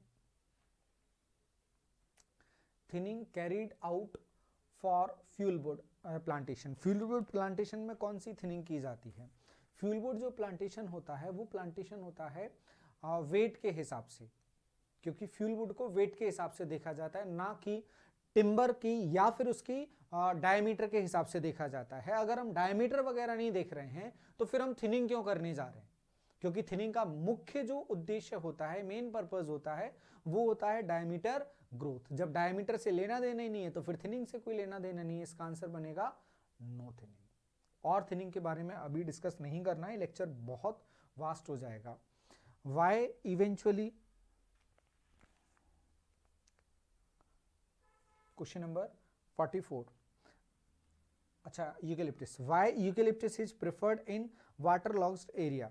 यूकेलिप्टस को वाटर लॉज्ड एरिया में क्यों प्रेफर किया जाता है? तो यूकेलिप्टस एक ऐसा प्लांट है जो स्टोरेज का काम करता है, जिसका फंक्शन होता है स्टोरेज करना। उसका जो रूट रहता है उसमें लिग्नोट्यूबर पाया जाता है, और लिग्नोट्यूबर न्यूट्रिशन जो फूड होता है उसको भी स्टोर करके रखता है, वाटर को भी स्टोर करके रखता है। यहाँ अपने पास ऑप्शन क्या क्या दे रहा है? पहला ऑप्शन हाई ट्रांसपिरेशन रेट बिल्कुल रहती है, टॉलरेंस ऑफ वाटर लॉगिंग, पानी वो लेता है तो ट्रांसपिरेट भी करता है, टॉलरेंस ऑफ वाटर लॉगिंग बिल्कुल रहती है, उसमें टॉलरेट कर लेता है पानी के इकट्ठे होने को, क्योंकि वो खुद स्टोर करके रख लेता है। फास्ट ग्रोथ रेट, बिल्कुल फास्ट ग्रोथ रेट रहती है, इसका एक क्वेश्चन अपन कर चुके हैं। ऑस्ट्रेलिया में पाया जाता है, 4 से 6 गुना जो ग्रोथ है वो यहाँ पर देखने को मिलती है। तो इसका आंसर बनेगा ऑल ऑफ दीज। हाँ, अगर ऐसी एक और स्पीसीज की बात की जाएगी, कोई और स्पीसीज ऐसी है, तो ये फ्रेश वाटर की स्पीसीज हो जाती है। अगर लिटोरल में बात की जाएगी तो वहां पर हो जाएगी कैसुआरिना।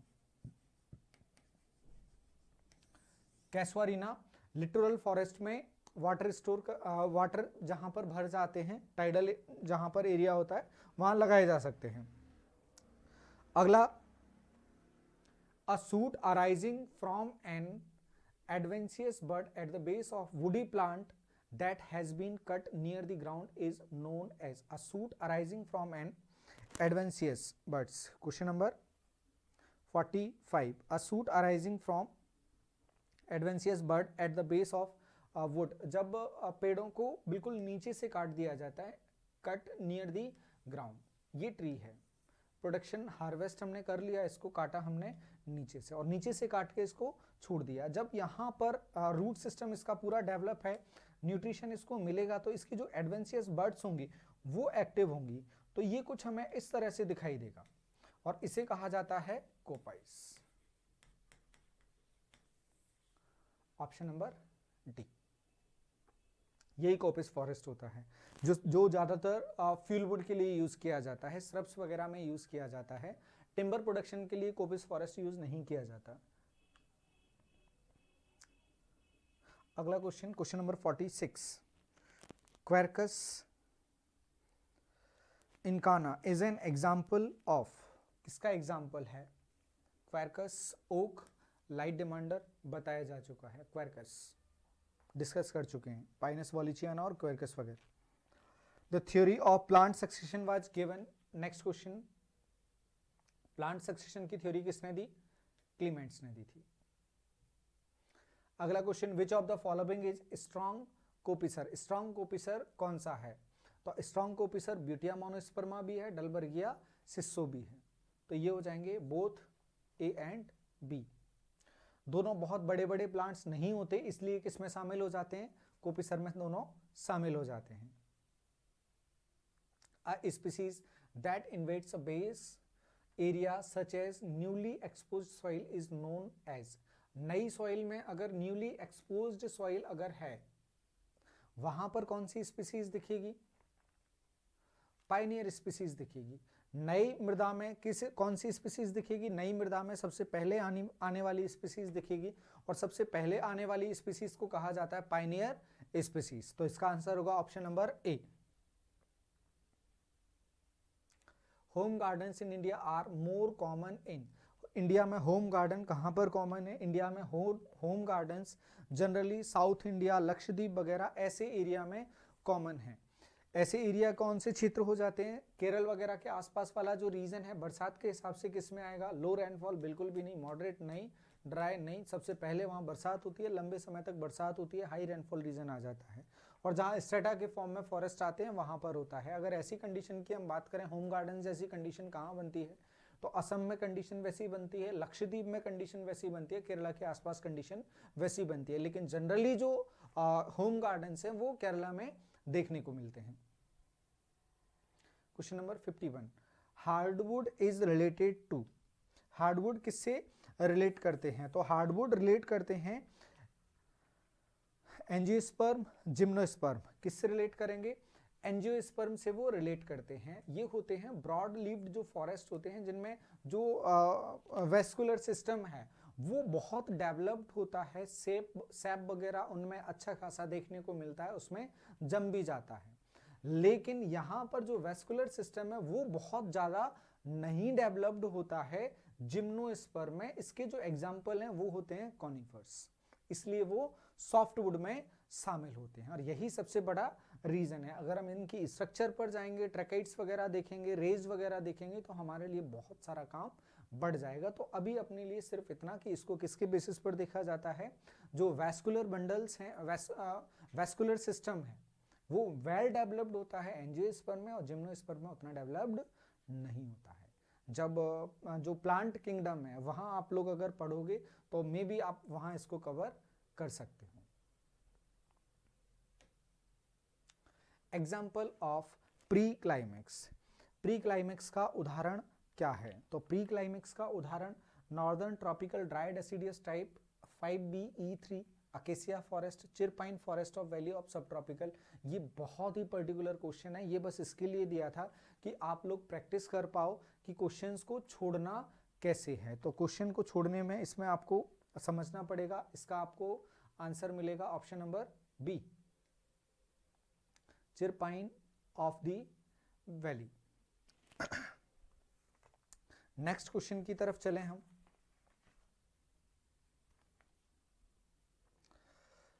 नेक्स्ट क्वेश्चन है how many total type of forest are there in MP. Madhya Pradesh में टोटल कितने टाइप के फॉरेस्ट हैं?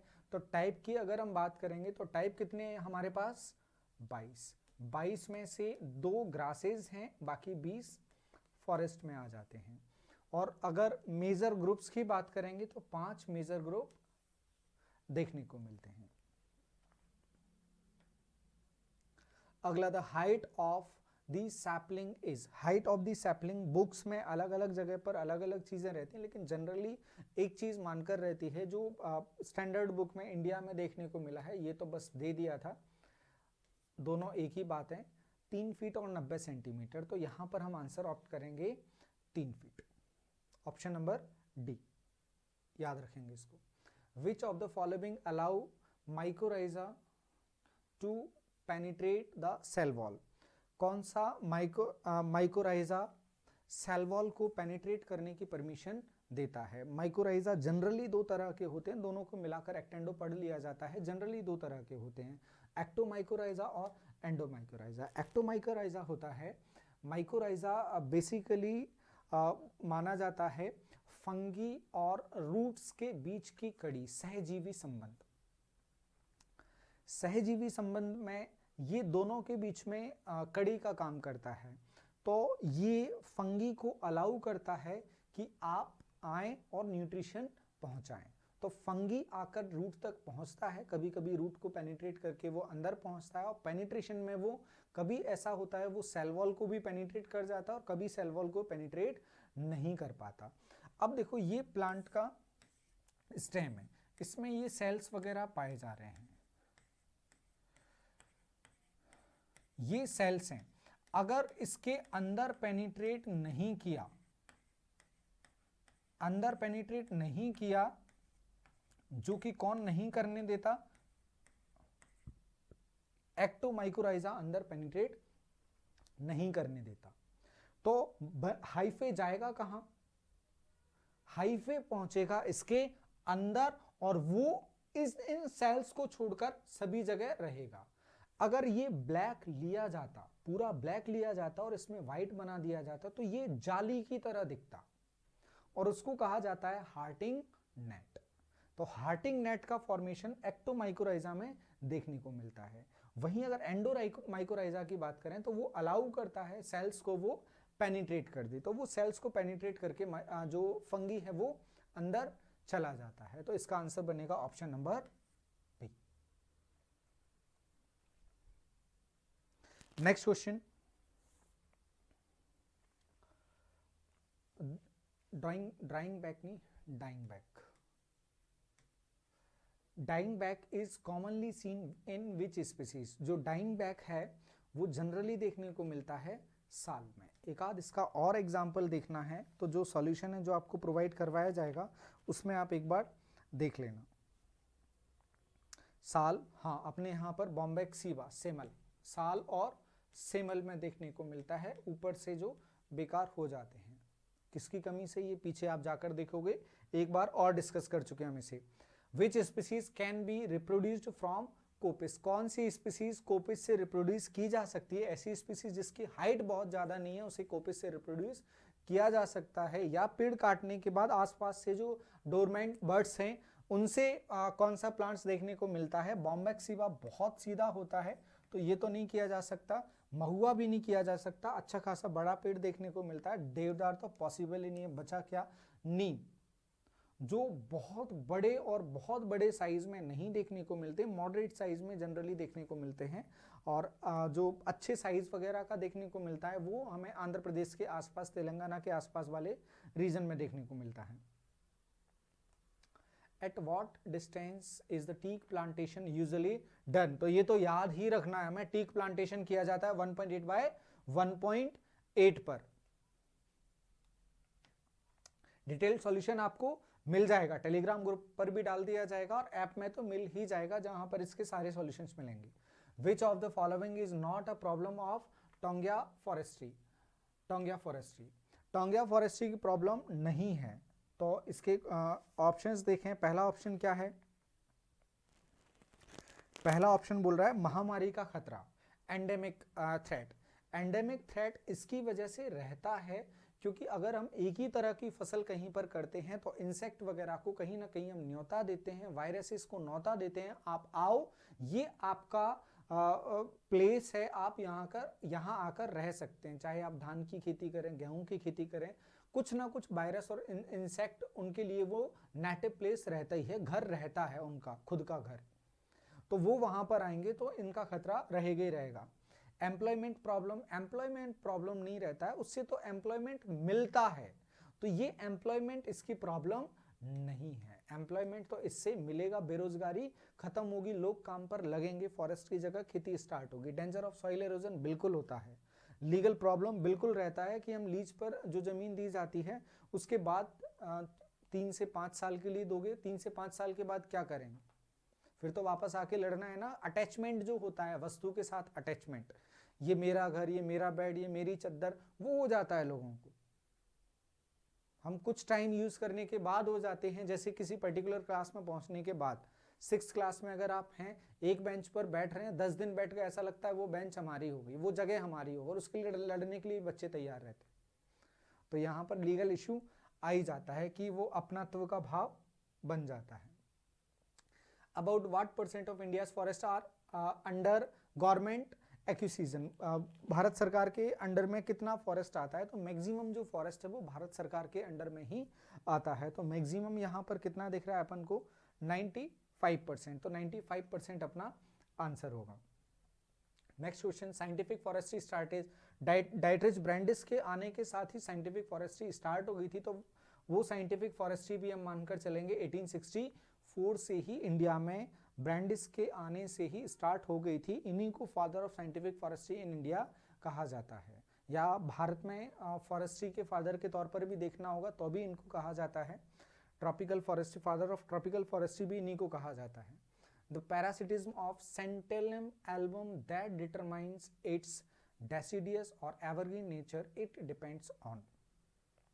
Santalum album मतलब चंदन का जो नेचर है वो पर्णपाती और सदाबहार किस हिसाब से होता है?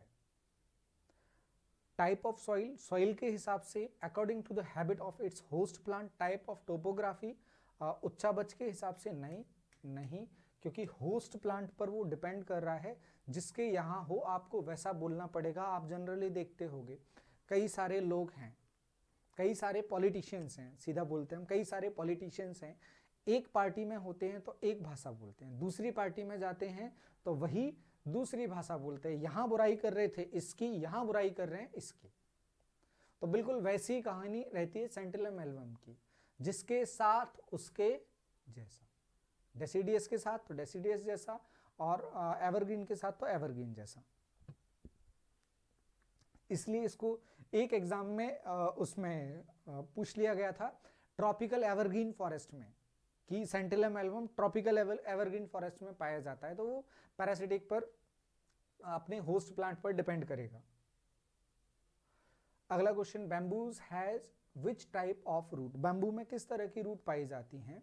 तो बैम्बू हो या कोई दूसरी ग्रासेस हो, या ट्रॉपिकल फॉरेस्ट में जो जनरली ट्रीज होते हैं, या जहां वाटर टेबल हाई है, ऊपर रहता है, ऐसे एरियाज में जो ट्रीज होते हैं उनका जो रूट सिस्टम होता है, वो रूट सिस्टम टैप रूट की जगह, मुख्य तना जो नीचे जाता है उसकी जगह पर, ये नीचे जाने की जगह पर ये लेटरल फॉर्म में ज्यादा रहता है, और लेटरल फॉर्म में जो रूट सिस्टम होता है ना वो अच्छा होता है ब्रांचेस फॉर्म में। और जो रूट प्रूनिंग की जाती है, वो रूट प्रूनिंग कोशिश की जाती है रूट्स को ट्रेन करने की, कि वो जो रूट्स हैं वो हेयर के फॉर्म में हो और गुच्छे के फॉर्म में वो डेवलप हो, लेटरल रूट सिस्टम अच्छा माना जाता है, क्योंकि जो ज़्यादातर न्यूट्रिशंस हैं वो ऊपर पाए जाते हैं, नीचे तो लीच होकर जो मिनरल्स वगैरह हैं वो नीचे पहुंचते हैं और उनकी बहुत ज़्यादा ज़रूरत नहीं होती है। अगले क्वेश्चन पर चलेंगे। Mycorrhiza is association between root hairs and fungi, अभी डिस्कस किया हमने, root hair and fungi. The purpose of lignotubers in plants is storage of food storage और रीजनरेशन। बिल्कुल, फूड स्टोरेज है तो रीजनरेशन भी होगा। जो एडवेंशियस बर्ड्स हैं अगर आप उसे काट दोगे तो वो कोपिस का काम करने लगते हैं, लिग्नोट्यूबर्स। तो फूड स्टोरेज भी, रीजनरेशन भी, तो आंसर बनेगा ऑप्शन नंबर सी।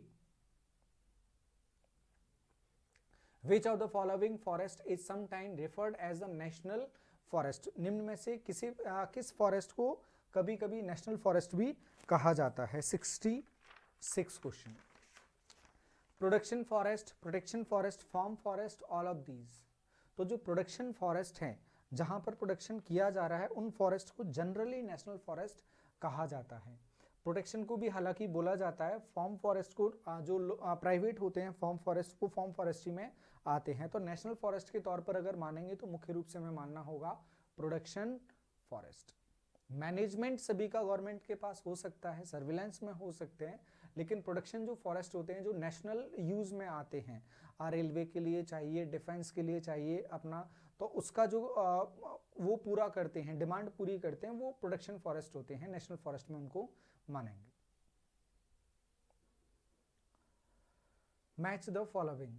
रिक्रूट बिल्कुल पहली स्टेज होती है, उसके बाद सीडलिंग होती है 1 मीटर हाइट तक, सैपलिंग होती है। सैपलिंग की जो डेफिनेशन है, इन दोनों में अगर डिफरेंस करना हो तो वो डिफरेंस होगा सैपलिंग में नीचे वाली जो ब्रांचेस होती हैं, ये डेवलप हुआ ट्री, इसमें जो नीचे की ब्रांचेस होती हैं ये फॉल होना शुरू हो जाती हैं, और यहाँ इस स्टेज के बाद वीडिंग भी स्टार्ट हो जाती है। इस स्टेज पर वीडिंग इसलिए करना पड़ती है क्योंकि हमें क्लियर वो वीडिंग सॉरी प्रूनिंग, जो नीचे की ब्रांचेस की प्रूनिंग है वो हम स्टार्ट कर देते हैं क्योंकि हमें चाहिए क्लियर बोल। तो नीचे की ब्रांचेस गिरती हैं और हम हटाते भी हैं, तो ये स्टेज होती है सैपलिंग, जहां नीचे की ब्रांच गिरना शुरू हो जाती है। और सीडलिंग 1 मीटर हाइट तक मानी जाती है। पोल मानी जाती है 6 मीटर हाइट तक, जहां पर ग्रोथ रेट बहुत हाई रहता है और ट्री की हाइट में ग्रोथ ज्यादा देखने को मिलती है बजाय उसके डायमीटर में। और ट्री 6 मीटर से ज्यादा एक वेल डेवलप्ड जिसमें स्टेम होता है, टिम्बर जिसमें पाया जाता है।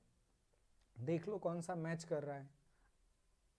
ठीक है, आफ्टर पोल स्टेज नहीं, पोल स्टेज कहाँ है? From germination stage to that the young age have few leaves, seedling. After 1 metre height and lower branches are begin to fall, crown expansion become marked tree. अच्छा, ये 5 तो देख ही नहीं रहा है, ई का 5, ऑप्शन नंबर बी, ए का 1, ई का 5। पोल स्टेज देखें एक्चुअल क्वेश्चन क्या है, कहाँ दिख रहा है? हाँ, ऊपर नीचे दिख रहा है।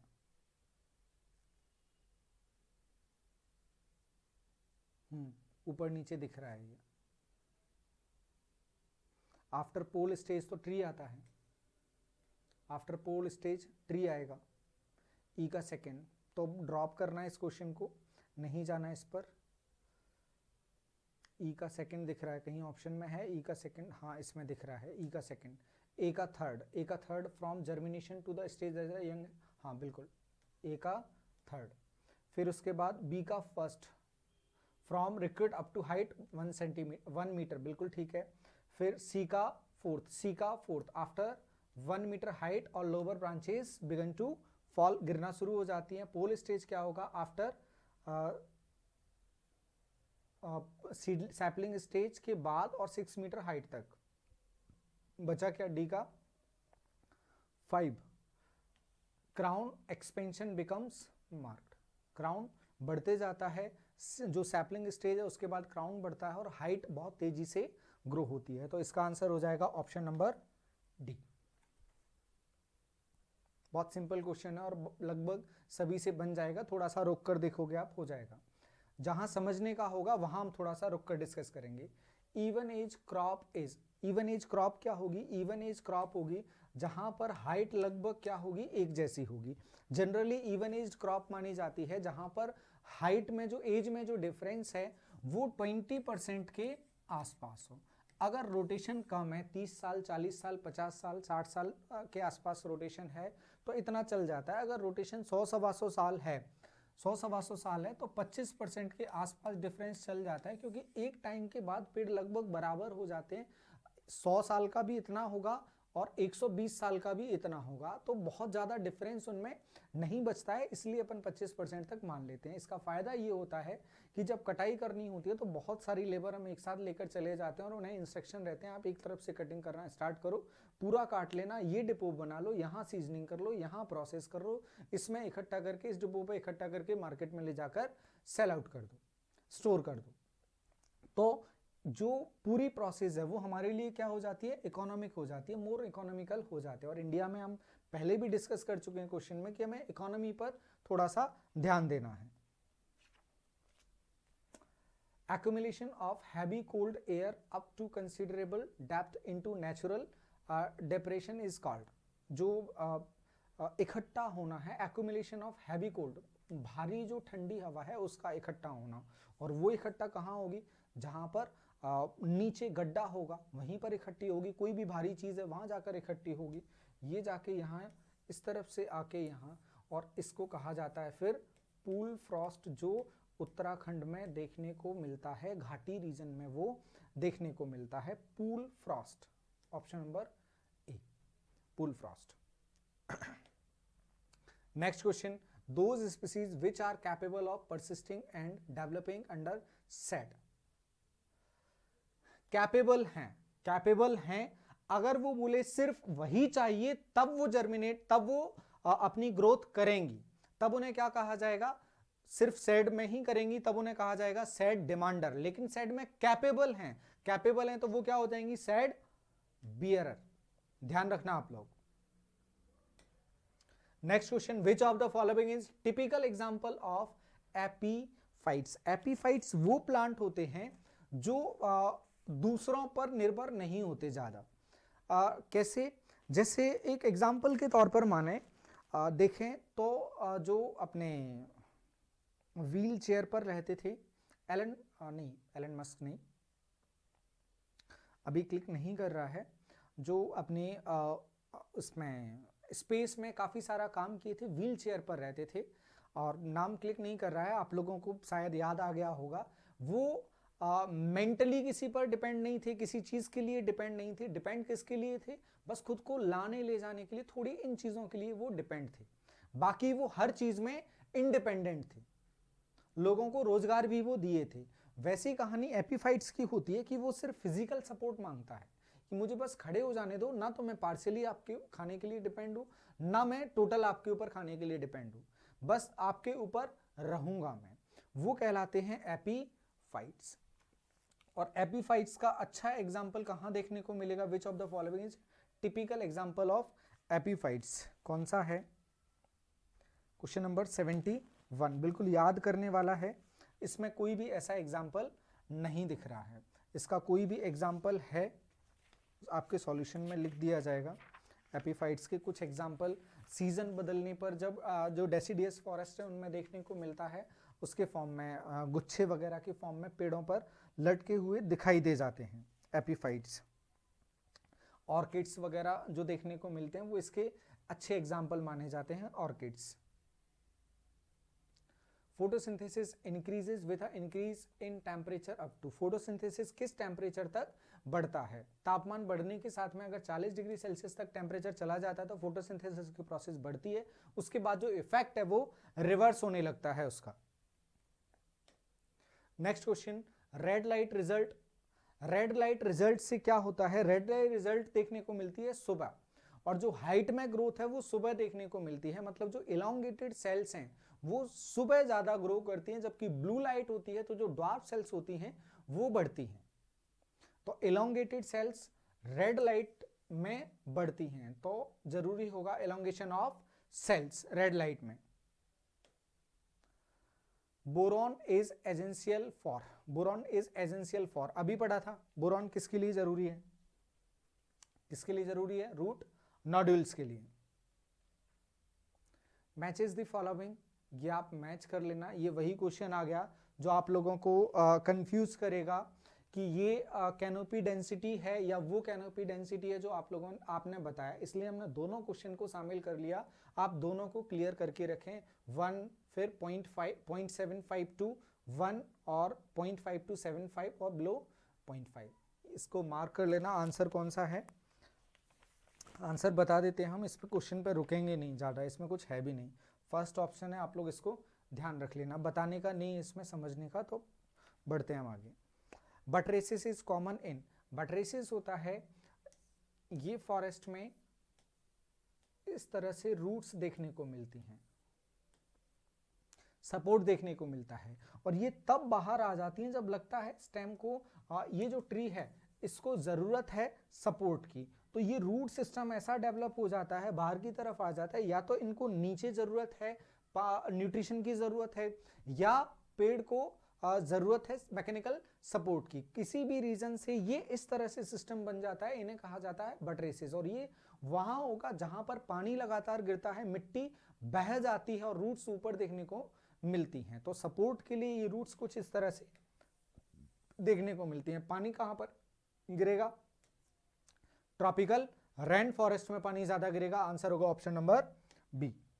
Next question, forest type of India prepared and classified in, India में फॉरेस्ट टाइप कब तैयार किए गए और कब क्लासिफाई किए गए, तो 1936 जहां तक है, 35-36 है, और 1968 पहले चैंपियन ने किए थे, जो फॉरेस्टर थे, आईएफएस थे इंडिया में, 1912 बैच के आईएफएस थे, बाद में चले गए थे, जो विश्व युद्ध स्टार्ट हुआ था 39 में चले गए थे, 36 में उन्होंने क्लासिफिकेशन दे दिया था, और उसके बाद 1968 में चैंपियन 65 में दिया था, उसे रिवाइज किया 68 में, जो अभी 68 का चल रहा है। तो अपने लिए आंसर होगा 1936 और 1968 रिवाइज्ड क्लासिफिकेशन इकोसिस्टम पर बेस्ड था।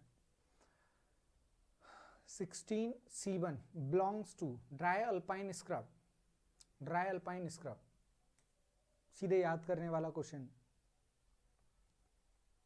Smallest group of forest type, इसका आंसर देख लेते हैं, ऑप्शन नंबर बी, हाँ सब अल्पाइन, जिसमें कोई भी और सब ग्रुप नहीं होता, एक ही रहता है सब अल्पाइन। इवन अल्पाइन में भी 2 पार्ट रहते हैं, एक स्क्रब का पार्ट, स्क्रब्स का पार्ट आ जाता है। Tropical dry deciduous forest, tropical dry deciduous forest की हम बात करें जो मध्य प्रदेश में पाया जाता है, आज हमने उसमें से एक पार्ट डिस्कस किया था 5A C1A, और इसका एक और पार्ट होता है C1B, तो और B भी रहेगा, 5A भी रहता है, 5B भी रहता है, लेकिन 5C जैसा कोई भी पार्ट नहीं होता है, होता ही नहीं है। इसमें भले ऑल ऑफ दीज है तो ऑल ऑफ दीज आंसर नहीं हो सकता, इसलिए हमने इस क्वेश्चन के 2 आंसर्स दिए हैं, 5A और 5B।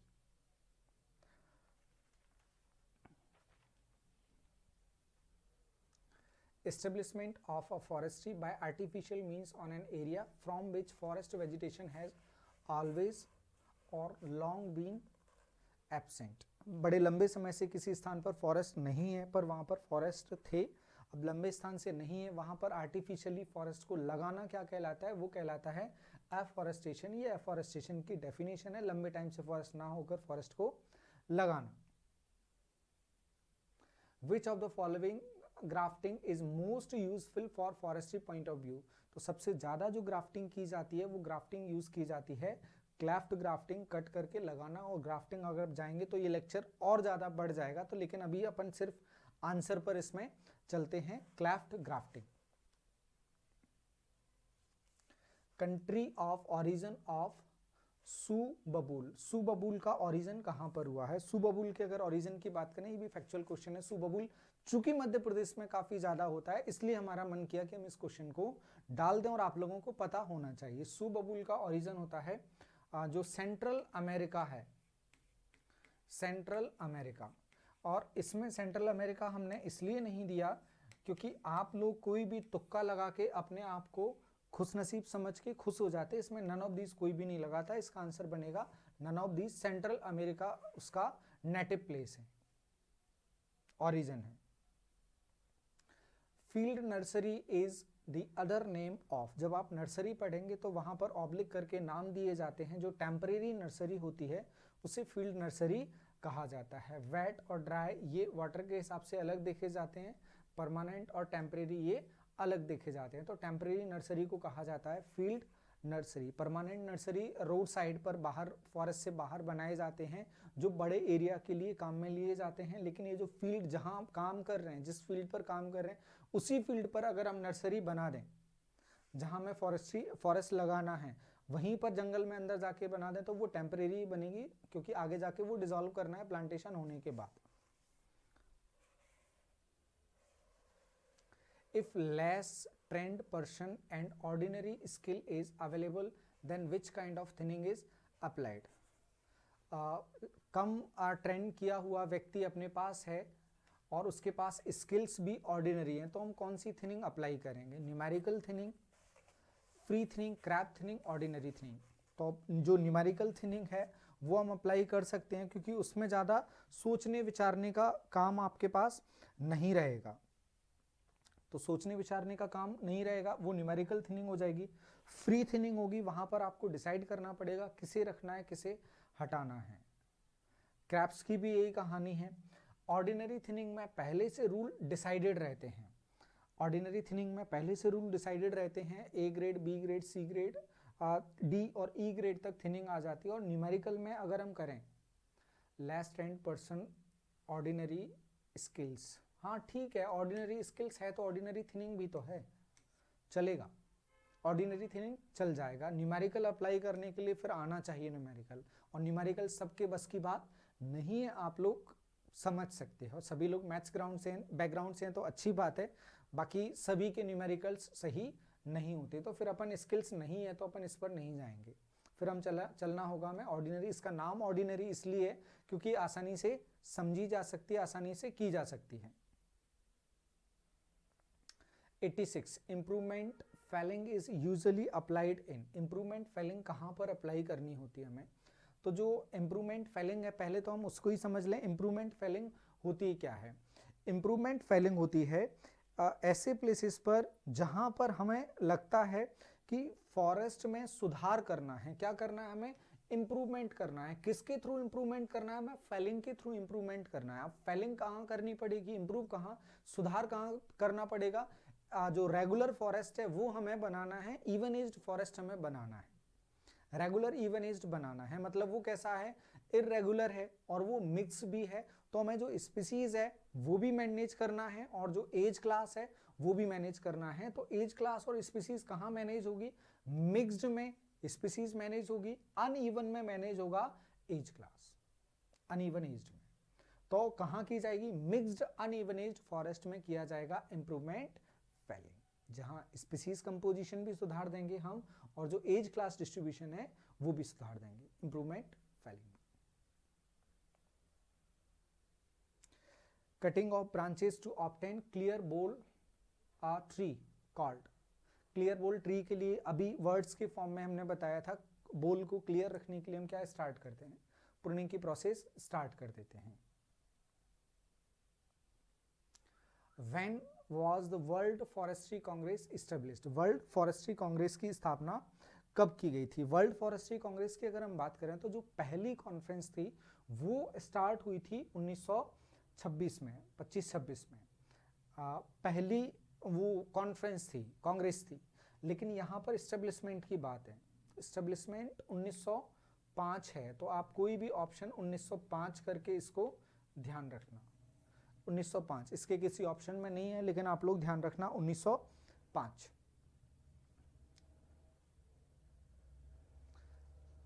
हाँ, अगला क्वेश्चन, मैच दी फॉलोइंग। इनके बॉटनिकल नेम है, साइंटिफिक नेम है, ये आपको ध्यान रखना है। आप नहीं याद होंगे तो फिर क्या करोगे? आप जिनके ध्यान है उनके मिलाकर भी देखोगे तो भी आप लोगों को पता चल जाएंगे। जैसे अगर आप स्टूडेंट है तो सबसे इजी से स्टार्ट करना है। इजी से स्टार्ट करोगे, किसका स्टार्ट करोगे? तेंदू।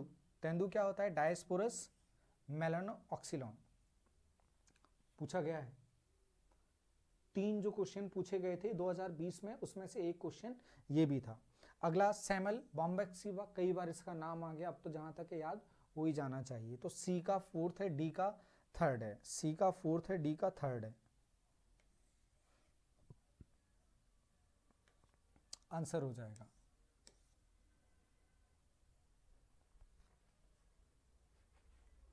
अगला question, who is known as encyclopedia of forest.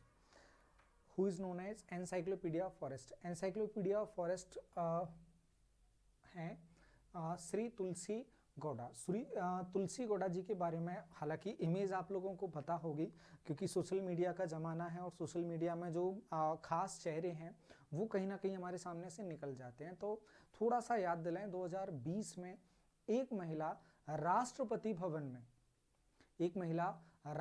भवन में जाती हैं और जो कपड़े होते हैं वो भी जनजाति वाले कपड़े होते हैं और बहुत सादा वहाँ इंडियन लग रहा था कि ये कल्चर है हमारा, और उनको पुरस्कार दिया जाता है Padmashri award 2020।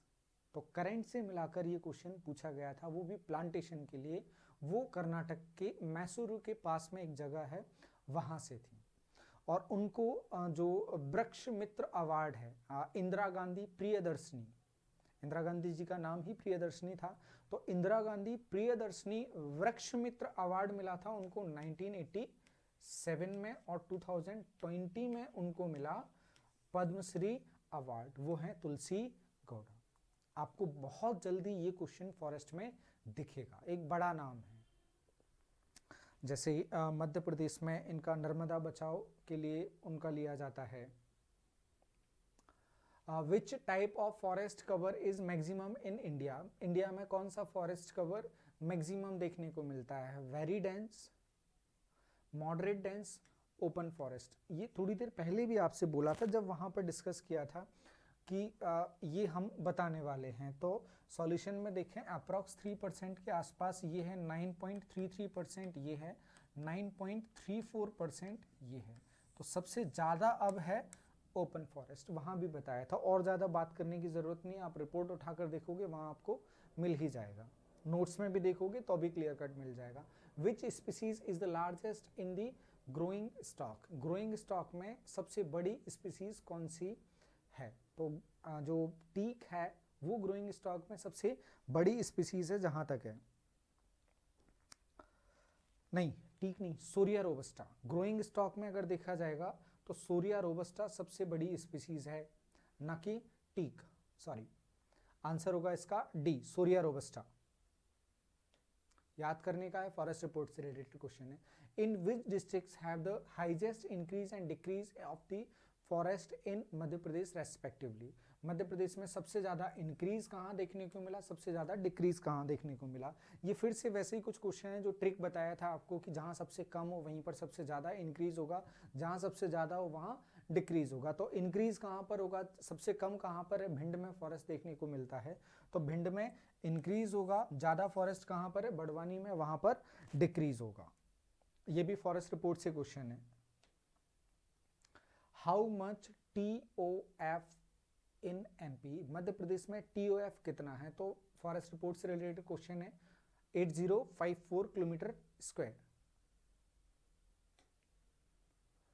Which forest type is not found in MP। मध्य प्रदेश में कौन सा फॉरेस्ट टाइप नहीं पाया जाता है? तो मध्य प्रदेश में 5 पाए जाते हैं। ये 7C1 क्या है? Don't know. 7/C1 ये मध्य प्रदेश में नहीं पाया जाएगा। एविंग क्वेश्चन है, how many plants will be required for planting in an area of 1 hectare if the plant are planted on a triangular pattern. Triangular pattern में हम जाएंगे, फिर से वही फॉर्मूला 100/100। अब बस ट्राइंगुलर में चले गए हैं तो अपॉन 2√3 होता है, उसको सिंप्लीफाई कर लेंगे हम। उसको सिंप्लीफाई करेंगे, सॉरी नीचे स्पेस 2.5/2.5, और एरिया कितना हेक्टेयर है? 2.5 मीटर डिस्टेंस है, 1 हेक्टेयर है, और यहाँ इंटू होता है 1.155। इसको सॉल्व करोगे ये आंसर आ जाएगा 1848 के आसपास। पॉइंट में जितना एक्स्ट्रा आ जाए वो हटा देना है, क्योंकि पॉइंट में पेड़ नहीं रहेगा, पूरे नंबर में रहेगा। Which process is performed at the seedling stage? Seedling stage पर कौन सी प्रोसेस परफॉर्म की जाती है? तो सीडलिंग स्टेज पर सबसे पहले जो प्रोसेस की जाती है वो की जाती है वीडिंग या निराई या खरपतवार हटाना। ये सबसे पहले प्रोसेस की जाती है, फिर स्टार्ट करते हैं अपन प्रूनिंग वगैरह स्टार्ट करते हैं। तो आंसर होगा अपना ऑप्शन नंबर ए, वीडिंग। आगे चलेंगे हम। Next question, which of the following is a partial parasitic species? कौन सा पार्शियल पैरासाइट स्पीसीज है? तो पार्शियल पैरासाइट स्पीसीज होता है Viscum. Viscum partial parasite species है। कस्कुटा अमरबेल टोटल होता है, फिर कैसी था ये भी टोटल होता है, बाकी सेंटिलम वगैरह इसमें नहीं लिए हैं। आप इसका और डिटेल देखोगे, आपको और एग्जाम्पल मिल जाएंगे, वहां पर आप समझ लेना, क्योंकि अभी लेक्चर बहुत बड़ा हो रहा है, हमें भी ऐसा फील हो रहा है। Which one of the following is the reason for the advance growth in teak in MP and Maharashtra? Which one of the following is the reason for the advance growth in teak in MP and Maharashtra? Maharashtra और मध्य प्रदेश में teak के advance growth का reason क्या है? Advance growth का भी reason है, और जो नेचुरल रीजनरेशन में प्रॉब्लम है उसका भी रीजन है, और दोनों रीजन जो हैं वो है bamboo, bamboo said. Bamboo said का क्या रीजन है, क्या फंक्शन है? देखो, अगर ये कहानी है टीक और बैम्बू, ठीक है चलेगा, बैम्बू को प्रॉब्लम नहीं है, ये ग्रो कर जाएगा। लेकिन इसके उल्टे अगर रहता है, ये लाइट डिमांडर स्पीसीज है, अगर इसके नीचे आ गया तो ये इसके रीजनरेशन में, बैम्बू इसके रीजनरेशन में नुकसान पहुंचाता है। तो ये अच्छा भी माना जाता है, उल्टा भी पड़ता है। इसलिए ये ध्यान भी रखा जाता है कि टीक के सेड में बैम्बू को किया जाता है, ना कि बैम्बू की सेड में टीक का रीजनरेशन किया जाता है। इस बात का आप लोग भी ध्यान रखेंगे बस, क्योंकि मध्य प्रदेश से रिलेटेड क्वेश्चन है, ध्यान रखना है, समझ के रखना है। साल में भी रीजनरेशन में बैम्बू यूज किया जाता है। In which 5-year plan the target of afforestation was set on 20 million per hectare per year, 20 million hectare per year। एक साल में 20 मिलियन हेक्टेयर पर 20 मिलियन हेक्टेयर पर वनों का जो एफॉरेस्टेशन है वो किया जाएगा। तो कौन सी पंचवर्षीय योजना में? 7वीं पंचवर्षीय योजना में ये तय किया गया था। ये तो था हमारा पहला पेपर। पहले पेपर का डिस्क्रिप्शन और इसको एलेबरेट करके बनाया है, तो वो आपको वहां पर मिल जाएगा। तो क्वेश्चन देने का आप लोग देख चुके हैं, क्वेश्चन ज्यादातर थ्योरी को कवर करने की कोशिश की गई है, मैक्सिमम पेपर आपका इसमें कवर हो जाएगा, और कुछ बचेगा तो और जो क्वेश्चन सीरीज है वहां पर हम कवर करने की कोशिश करेंगे। फिलहाल के लिए इतना ही। थैंक यू जुड़े रहने के लिए, और टेस्ट के सॉल्यूशंस के लिए आप कमेंट करें, अगर होगा तो आप लोगों के लिए सॉल्यूशन यहीं पर प्रोवाइड करवा दिया जाएगा। फिलहाल के लिए थैंक यू, धन्यवाद, राम राम।